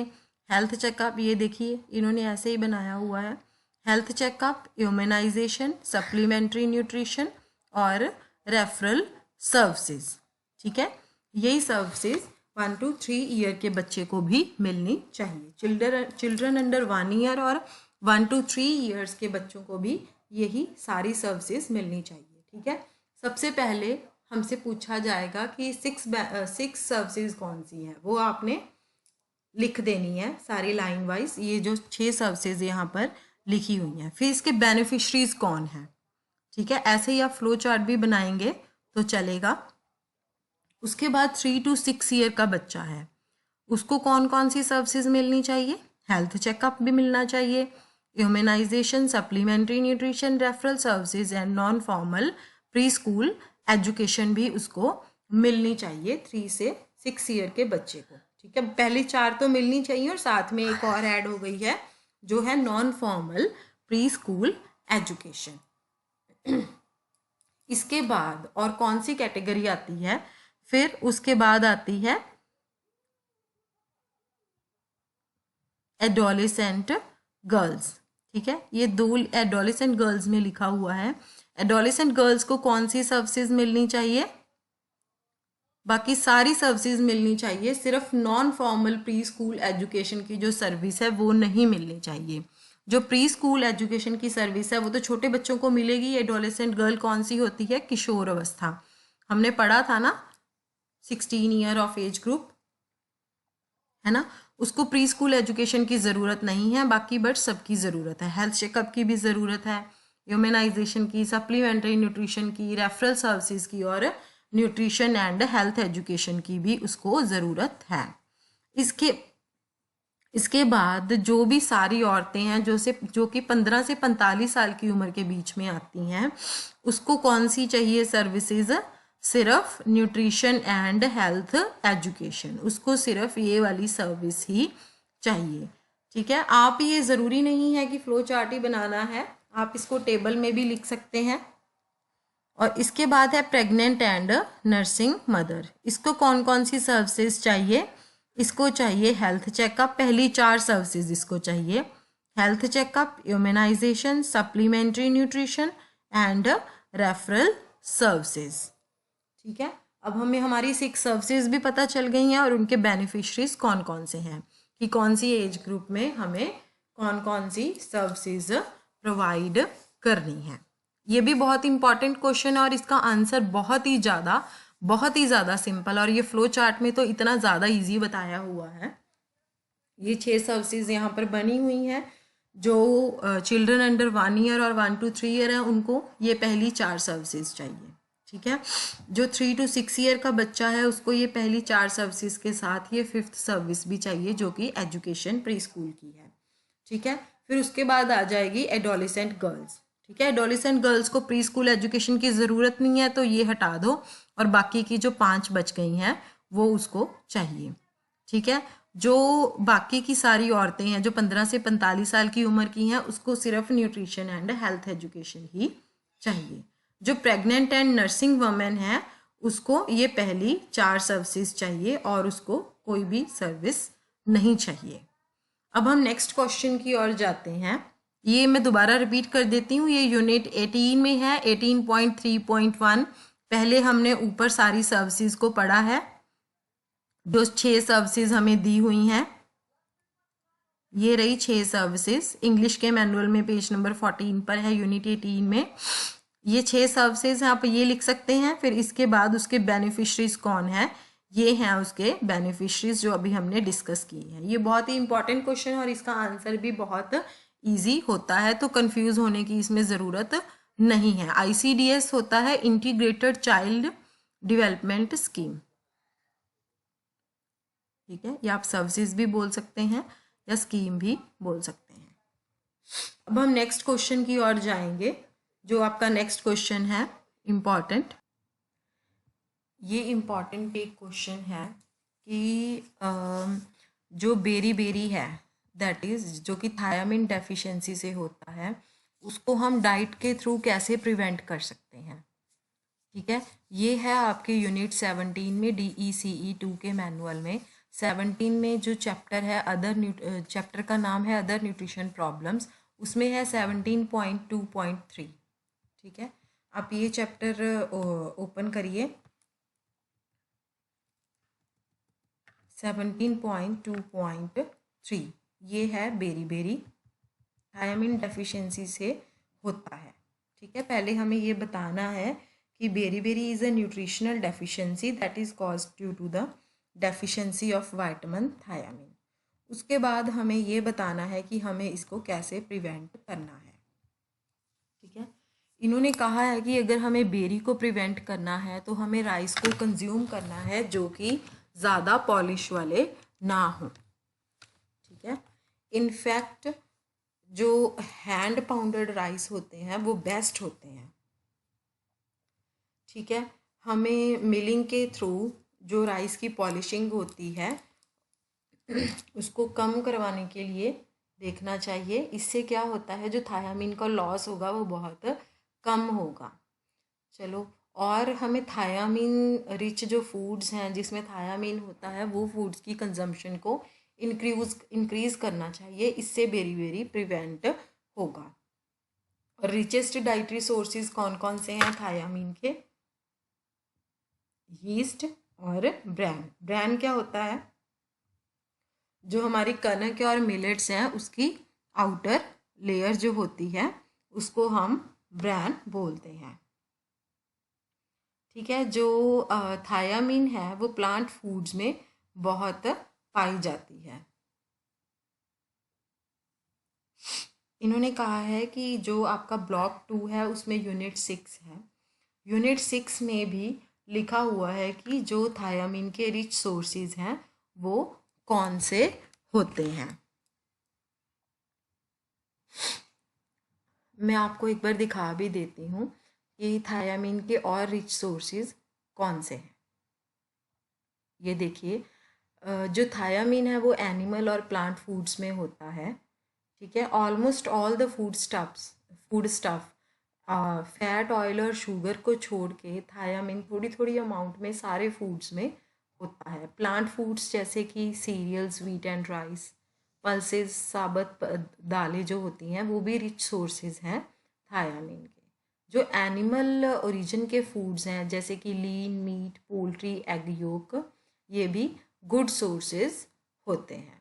ठीक है, अगर कहते हैं कि one point that needs to be emphasised here is that the processing of cereals and pulses can significantly alter their thiamine content as well as the content of some of other vitamins। अगर हम इनकी serials या pulses की processing करेंगे तो जो thiamine का content है वो उसमें से कम हो जाएगा। ठीक है, एक तो हमने अभी पहले पढ़ा कि हमें राइस लेनी चाहिए जो कि विदाउट मिलिंग हो, जिसकी कम से कम पॉलिशिंग की गई हो, और यीस्ट और ब्रैन। ठीक है, ब्रैन क्या है, जो व्हीट और मिलेट की आउटर लेयर में होता है। थायामीन और भी बहुत सारे प्लांट फूड्स में होता है जो कि यूनिट 6 में आपको बताया गया है। एनिमल और प्लांट फूड्स में होता है। प्लांट फूड्स जो कि फैट, ऑयल्स एंड शुगर को छोड़ के बाकी सब में थायामीन जो है वो थोड़ी थोड़ी अमाउंट में होता है। होल ग्रेन सीरियल और होल पल्सेस में भी थायामीन का रिच सोर्स है। एनिमल ओरिजिन में lean meat, poultry and egg yolk भी इसके गुड सोर्सेज हैं। बट अगर हम सीरियल और पल्सेस की प्रोसेसिंग करेंगे तो जो थायामीन है उसका जो कंटेंट है वो कम हो जाता है। इसके बाद हम नेक्स्ट पढ़ेंगे जो कि आपका सेम यूनिट 17 में है, 17.4 विटामिन सी डेफिशिएंसी स्कर्वी। इसमें उन्होंने लिखा हुआ है एक क्वेश्चन ऐसे ही कि जो स्कर्वी है, ठीक है, उसको हम डाइट के थ्रू कैसे प्रिवेंट करेंगे। 17.4 है, यहाँ पर नीचे ये प्रिवेंशन दी हुई है कि जो विटामिन सी है उसके रिच सोर्सेज कौन कौन से हैं। Amla, guava, citrus fruits, lime, orange, these are the rich sources of vitamin C. ठीक है, आंवला जो है वो रिचेस्ट सोर्स है विटामिन सी का। इसी तरह जो स्प्राउटेड, जो पुंगरी हुई दालें होती हैं जैसे कि होल बंगाल ग्राम, ठीक है, ये भी गुड सोर्स है विटामिन सी का। बंगाल ग्राम, काले चने जो होते हैं, ठीक है, वो गुड सोर्सेज हैं, पर जब वो स्प्राउट हो जाते हैं, जबकि वो पुंगर जाते हैं। जो हमारे लोग हैं, हमारी सोसाइटी है, हमें उनको एजुकेट करना चाहिए कि उनको रेगुलरली इनमें से कोई ना कोई चीज़ अपनी डाइट में लेनी चाहिए। ठीक है, अब हमें पता चल गया कि डाइट के थ्रू हम कैसे प्रिवेंट कर सकते हैं।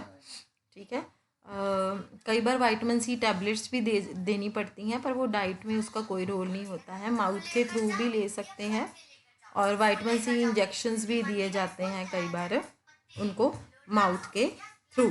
अब जो नेक्स्ट क्वेश्चन है हम उसके बारे में पढ़ेंगे। नेक्स्ट इम्पॉर्टेंट एक क्वेश्चन है कि जो क्रेटिनिज्म है, ठीक है, उसके क्या कॉजेज़ हैं, क्या सिम्टम्स हैं और उसकी क्या प्रिवेंशन है। जो क्रेटिनिज्म है वो किसकी वजह से होता है, आयोडीन डेफिशिएंसी डिसऑर्डर है वो। ठीक है, इसका आंसर हमें मिलेगा यूनिट 16 में, मेजर डेफिशिएंसी डिजीजेस। आप हिंदी मैनुअल वाले भी अपना मैनुअल ओपन कर लीजिए, 16.3 पर हम जाएंगे।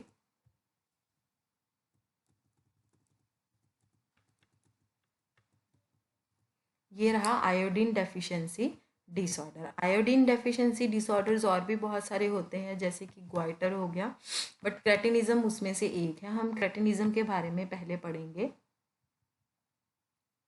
जो क्रेटिनिज्म है वो मोस्ट सीवियर मैनिफेस्टेशन है आयोडीन डेफिशिएंसी डिसऑर्डर का, आईडीडी का।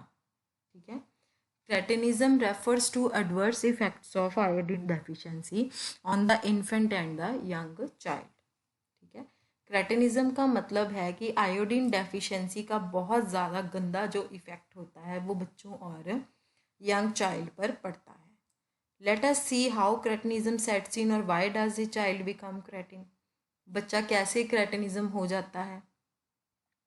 जब एक बच्चा मदर की वॉम्ब के अंदर, पेट के अंदर ग्रो कर रहा होता है, तो उसको अपनी नॉर्मल ग्रोथ और ब्रेन और बॉडी की नॉर्मल ग्रोथ और डेवलपमेंट के लिए आयोडीन ज़रूरी चाहिए होता है।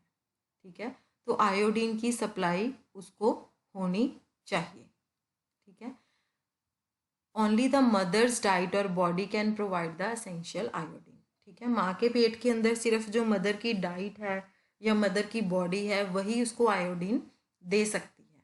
बट अगर मदर की बॉडी ही या मदर की डाइट ही आयोडीन में डेफिशिएंट होगी, आयोडीन में कमी होगी उसमें, तो बच्चे में भी ये आयोडीन की कमी होगी ही होगी। कई मदर्स में आयोडीन की डेफिशिएंसी बहुत सीवियर होती है, बहुत ज़्यादा खतरनाक होती है। तब क्या होता है, उसका इफ़ेक्ट पड़ता है बच्चे के ब्रेन पे, और जो बच्चे की बॉडी है वो बहुत बुरी तरह से और सीवियरली और परमानेंटली स्टंटेड हो जाती है, यानी कि ख़राब हो जाती है और बच्चे की बॉडी क्रेटिन हो जाती है। वो बिल्कुल भी चलने के, बोलने के या सोचने के योग्य नहीं रहता। इसका मतलब है कि उसके ब्रेन पे और उसकी बॉडी पे, दोनों पे इफ़ेक्ट पड़ता है। दूसरी तरफ अगर डेफिशिएंसी कम है मदर में, ठीक है, तब भी चाइल्ड अफेक्टेड होगा। उसकी फिजिकल अपीयरेंस है, ठीक है, चाहे वो उसकी फिजिकल अपीयरेंस में हो या फिर हो सकता है उसकी फिजिकल अपीयरेंस नॉर्मल हो, उसके ब्रेन को अफेक्ट हो। ठीक है, वो जो ब्रेन अफेक्ट है वो धीरे धीरे दिखना शुरू हो, जैसे उसकी स्कूल की परफॉर्मेंस पुअर होनी शुरू हो जाए, वो कॉन्सेंट्रेट ना कर पाए कहीं पर, और वो हर काम में, डेली के कामों में नॉर्मली ना बिहेव कर पाए। Millions of children in our country suffer from this disease form of iodine deficiency, which many a times go undetected. कहते कि बहुत सारे चिल्ड्रन हैं जो इस डिजीज़ से अफेक्टेड होते हैं, पर कई बार वो अनडिटेक्टेड ही रह जाते हैं। ठीक है, अब हमें ये तो पता चल गया ना कि क्रेटिनिज्म का क्या कॉज है। ये आयोडीन डेफिशिएंसी डिसऑर्डर है, वो क्यों होता है? अगर आयोडीन नहीं होती है बॉडी में। ठीक है, पर ये छोटे बच्चों को ही होता है, सिर्फ इन्फेंट्स और यंग चाइल्ड को। क्यों होता है?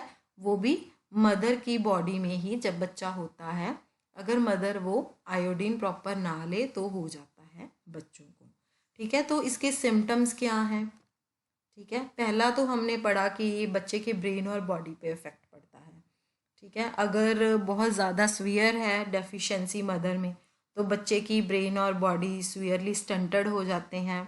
ठीक है, वो क्रेटिन होता है, वो चला नहीं जाता उसके, और बोला भी नहीं जाता, और वो सोच भी नहीं सकता। दूसरी तरफ जो मदर है, अगर उसमें डेफिशिएंसी माइनर है, ठीक है, तो भी अफेक्ट हो सकता है वो फिजिकल अपीयरेंस में हो, ना भी हो।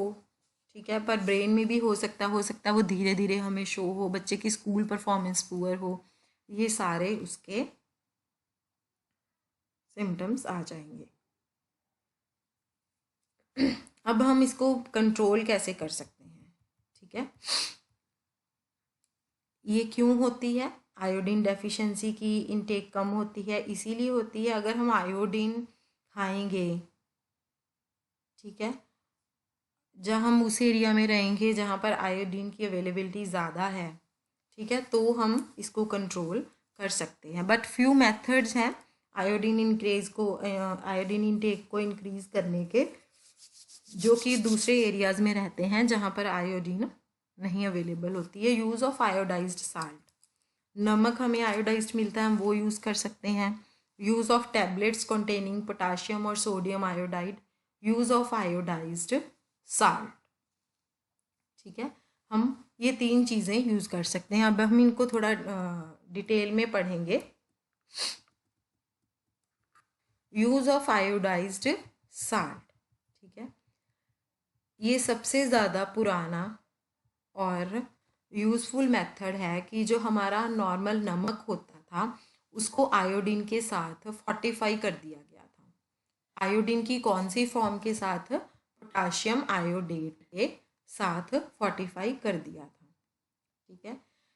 जो आयोडीन की अमाउंट नमक में ऐड की गई है, ठीक है, वो इस तरीके से ऐड की गई है कि वो हमारी डेली की आयोडीन की रिक्वायरमेंट को कंप्लीट करे।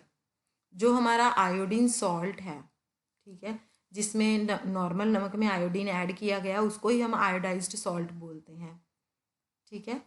हम ऐसा नहीं कि उसका कोई कलर चेंज हुआ है या उसमें कोई स्मेल चेंज हुई है या उसका कोई टेस्ट चेंज हुआ है, वो देखने में भी वैसा ही है जैसे आम नमक होता था, स्मेल भी वैसी है और टेस्ट भी वैसा ही है। आजकल क्या होता है कि मार्केट में, कहीं की भी मार्केट है चाहे किसी टाउन की, या बहुत सारे आयोडाइज्ड सॉल्ट अवेलेबल हैं मार्केट में, ठीक है। क्योंकि अब जो आयोडेशन करने का जो प्रोसीजर है वो बहुत सिंपल है। और ओके, एक क्वेश्चन और बहुत इम्पॉर्टेंट चीज़ है कि सॉल्ट को ही क्यों चुना गया आयोडीन रिच करने के लिए, है ना। सॉल्ट को ही क्यों चुना गया आयोडीन रिच करने के लिए? क्योंकि ये कॉस्ट इफ़ेक्टिव है, ठीक है, इसकी कॉस्ट बहुत कम है, नमक की कॉस्ट बहुत कम है और हर आदमी यूज़ करता है। ये इसलिए सॉल्ट को चुना गया ताकि हर आदमी तक आयोडाइज्ड सॉल्ट पहुंच सके, ठीक है।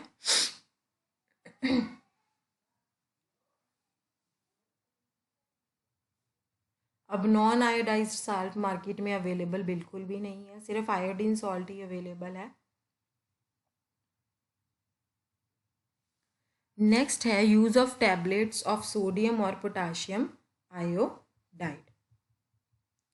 Provision of sodium or potassium iodide tablets to school children and addition of iodine to the drinking water supplies have been tried in some countries, but this is not a widely accepted method of administering iron. कहते बहुत सारे school children को potassium iodate और sodium iodate देने की कोशिश की और उनके पानी में भी मतलब ट्राई की लगाने की काफ़ी सारी कंट्रीज़ में, पर ये मेथड सक्सेसफुल नहीं हुआ। ज़्यादा वाइडली एक्सेप्टेड मेथड नहीं है आयोडीन का जितना कि आयोडाइज्ड सॉल्ट का है। सक्सेसफुल हुआ बट ज़्यादा एक्सेप्टेबल नहीं है। नेक्स्ट है यूज़ ऑफ आयोडाइज्ड ऑयल।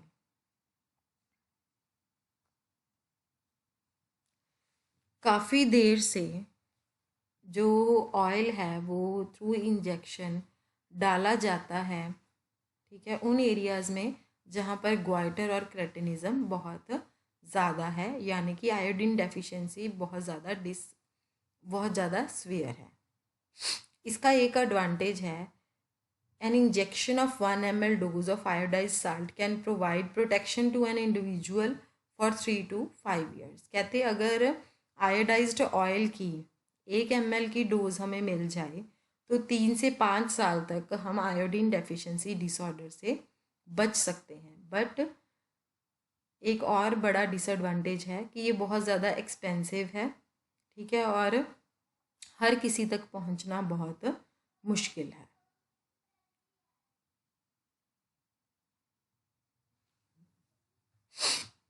ये 3 मेथड थे जिससे हम इसको कंट्रोल कर सकते हैं, ठीक है। ये भी क्वेश्चन इम्पॉर्टेंट है कि क्रेटिनिज्म के क्या कारण हैं और इसके सिम्टम्स क्या हैं और हम इसको प्रिवेंट कैसे कर सकते हैं। पहले हमने पढ़ा बेरी बेरी, ठीक है, उसको जो न्यूट्रिशन रिलेटेड डिसऑर्डर्स हैं बेरी थायमिन का था और स्कर्वी विटामिन सी का, उसके लिए हमें डाइटरी एडवाइस देनी थी, वो हमने दे दी कि किस किस चीज़ में एनरिच होते हैं, ठीक है। और फिर नेक्स्ट था कि क्रेटिनिज्म के क्या कॉजेज सिम्टम्स हैं और इसको हम प्रिवेंट कैसे कर सकते हैं। अब हम नेक्स्ट एक क्वेश्चन की तरफ जाएंगे जो कि इम्पॉर्टेंट है।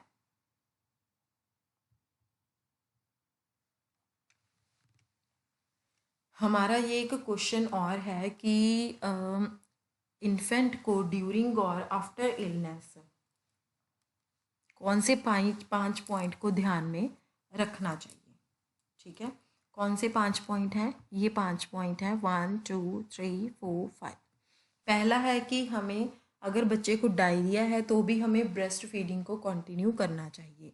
दूसरा है, अगर बच्चे को इन्फेक्शन है तो हमें उसको उचित मात्रा में फ्लूइड इनटेक उसकी ठीक रखनी चाहिए। बच्चे को पानी देना है तो बॉईल करके और ठंडा करके दें। ठीक है, कोकोनट वाटर भी दे सकते हैं, जो कोई फ्रेश जूस भी निकाल के दे सकते हैं, जैसे ऑरेंज वगैरह का। अगर बच्चे को डायरिया ज़्यादा है तो आप ORS यानी कि ओरल डिहाइड्रेशन फ्लूइड्स भी दे सकते हैं। इन्फेक्शन के टाइम बच्चे को भूख बहुत कम लगती है।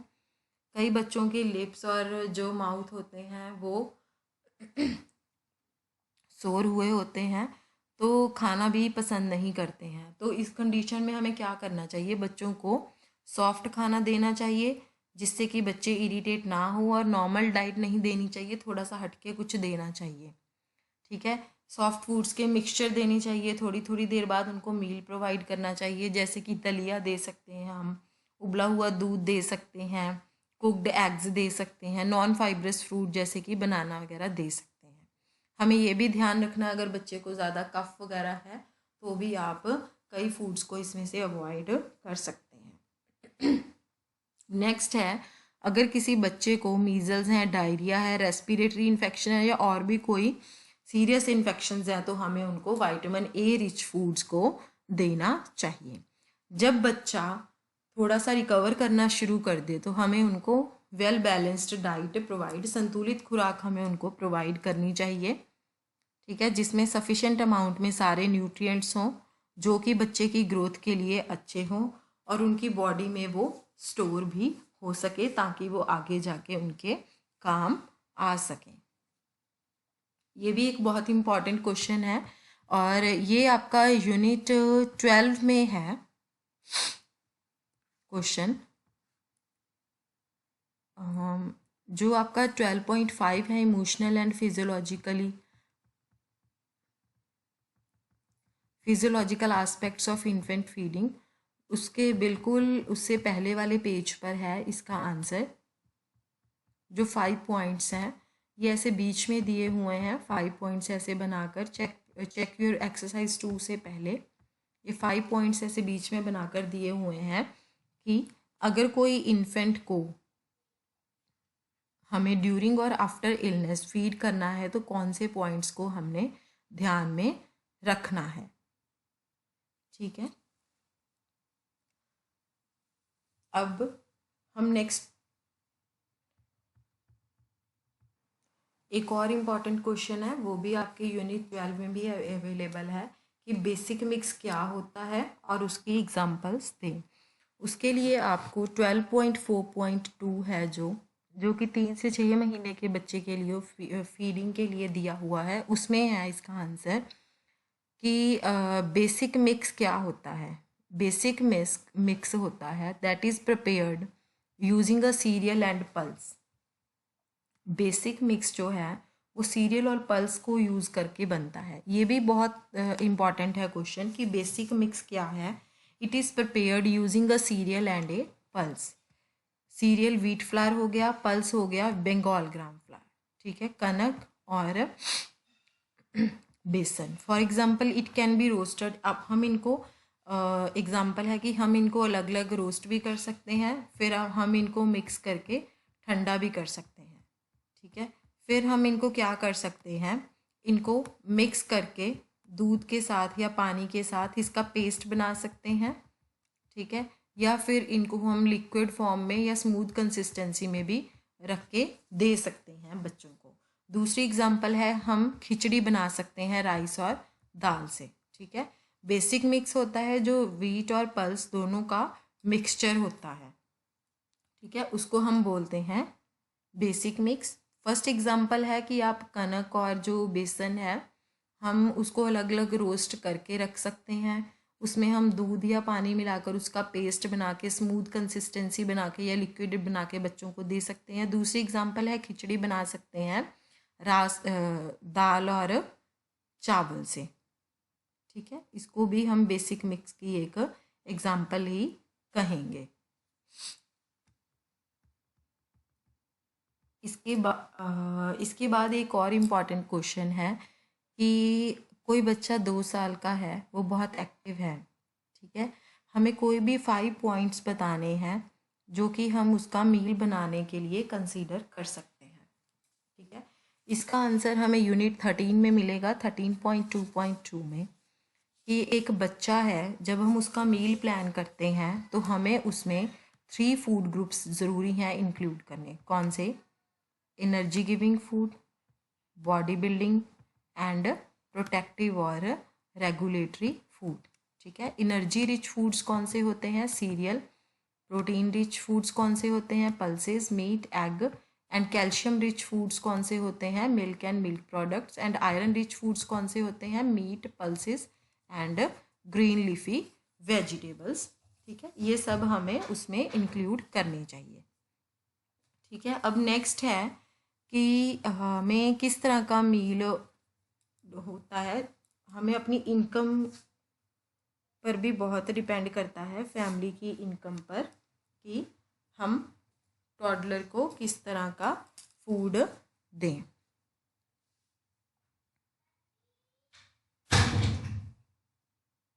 ठीक है,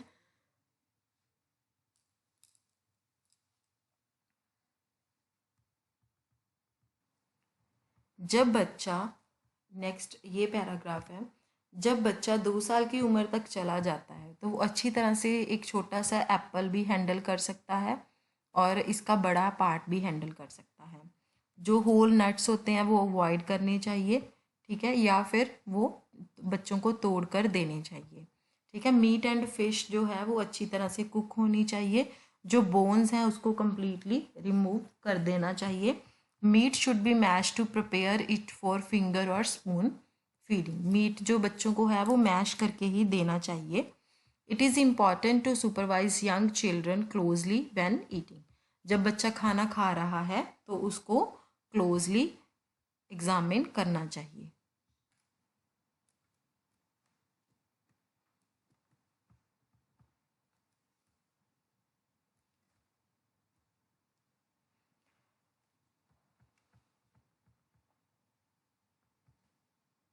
कहते बच्चे को कभी भी फोर्स नहीं करना चाहिए कुछ भी खाने के लिए।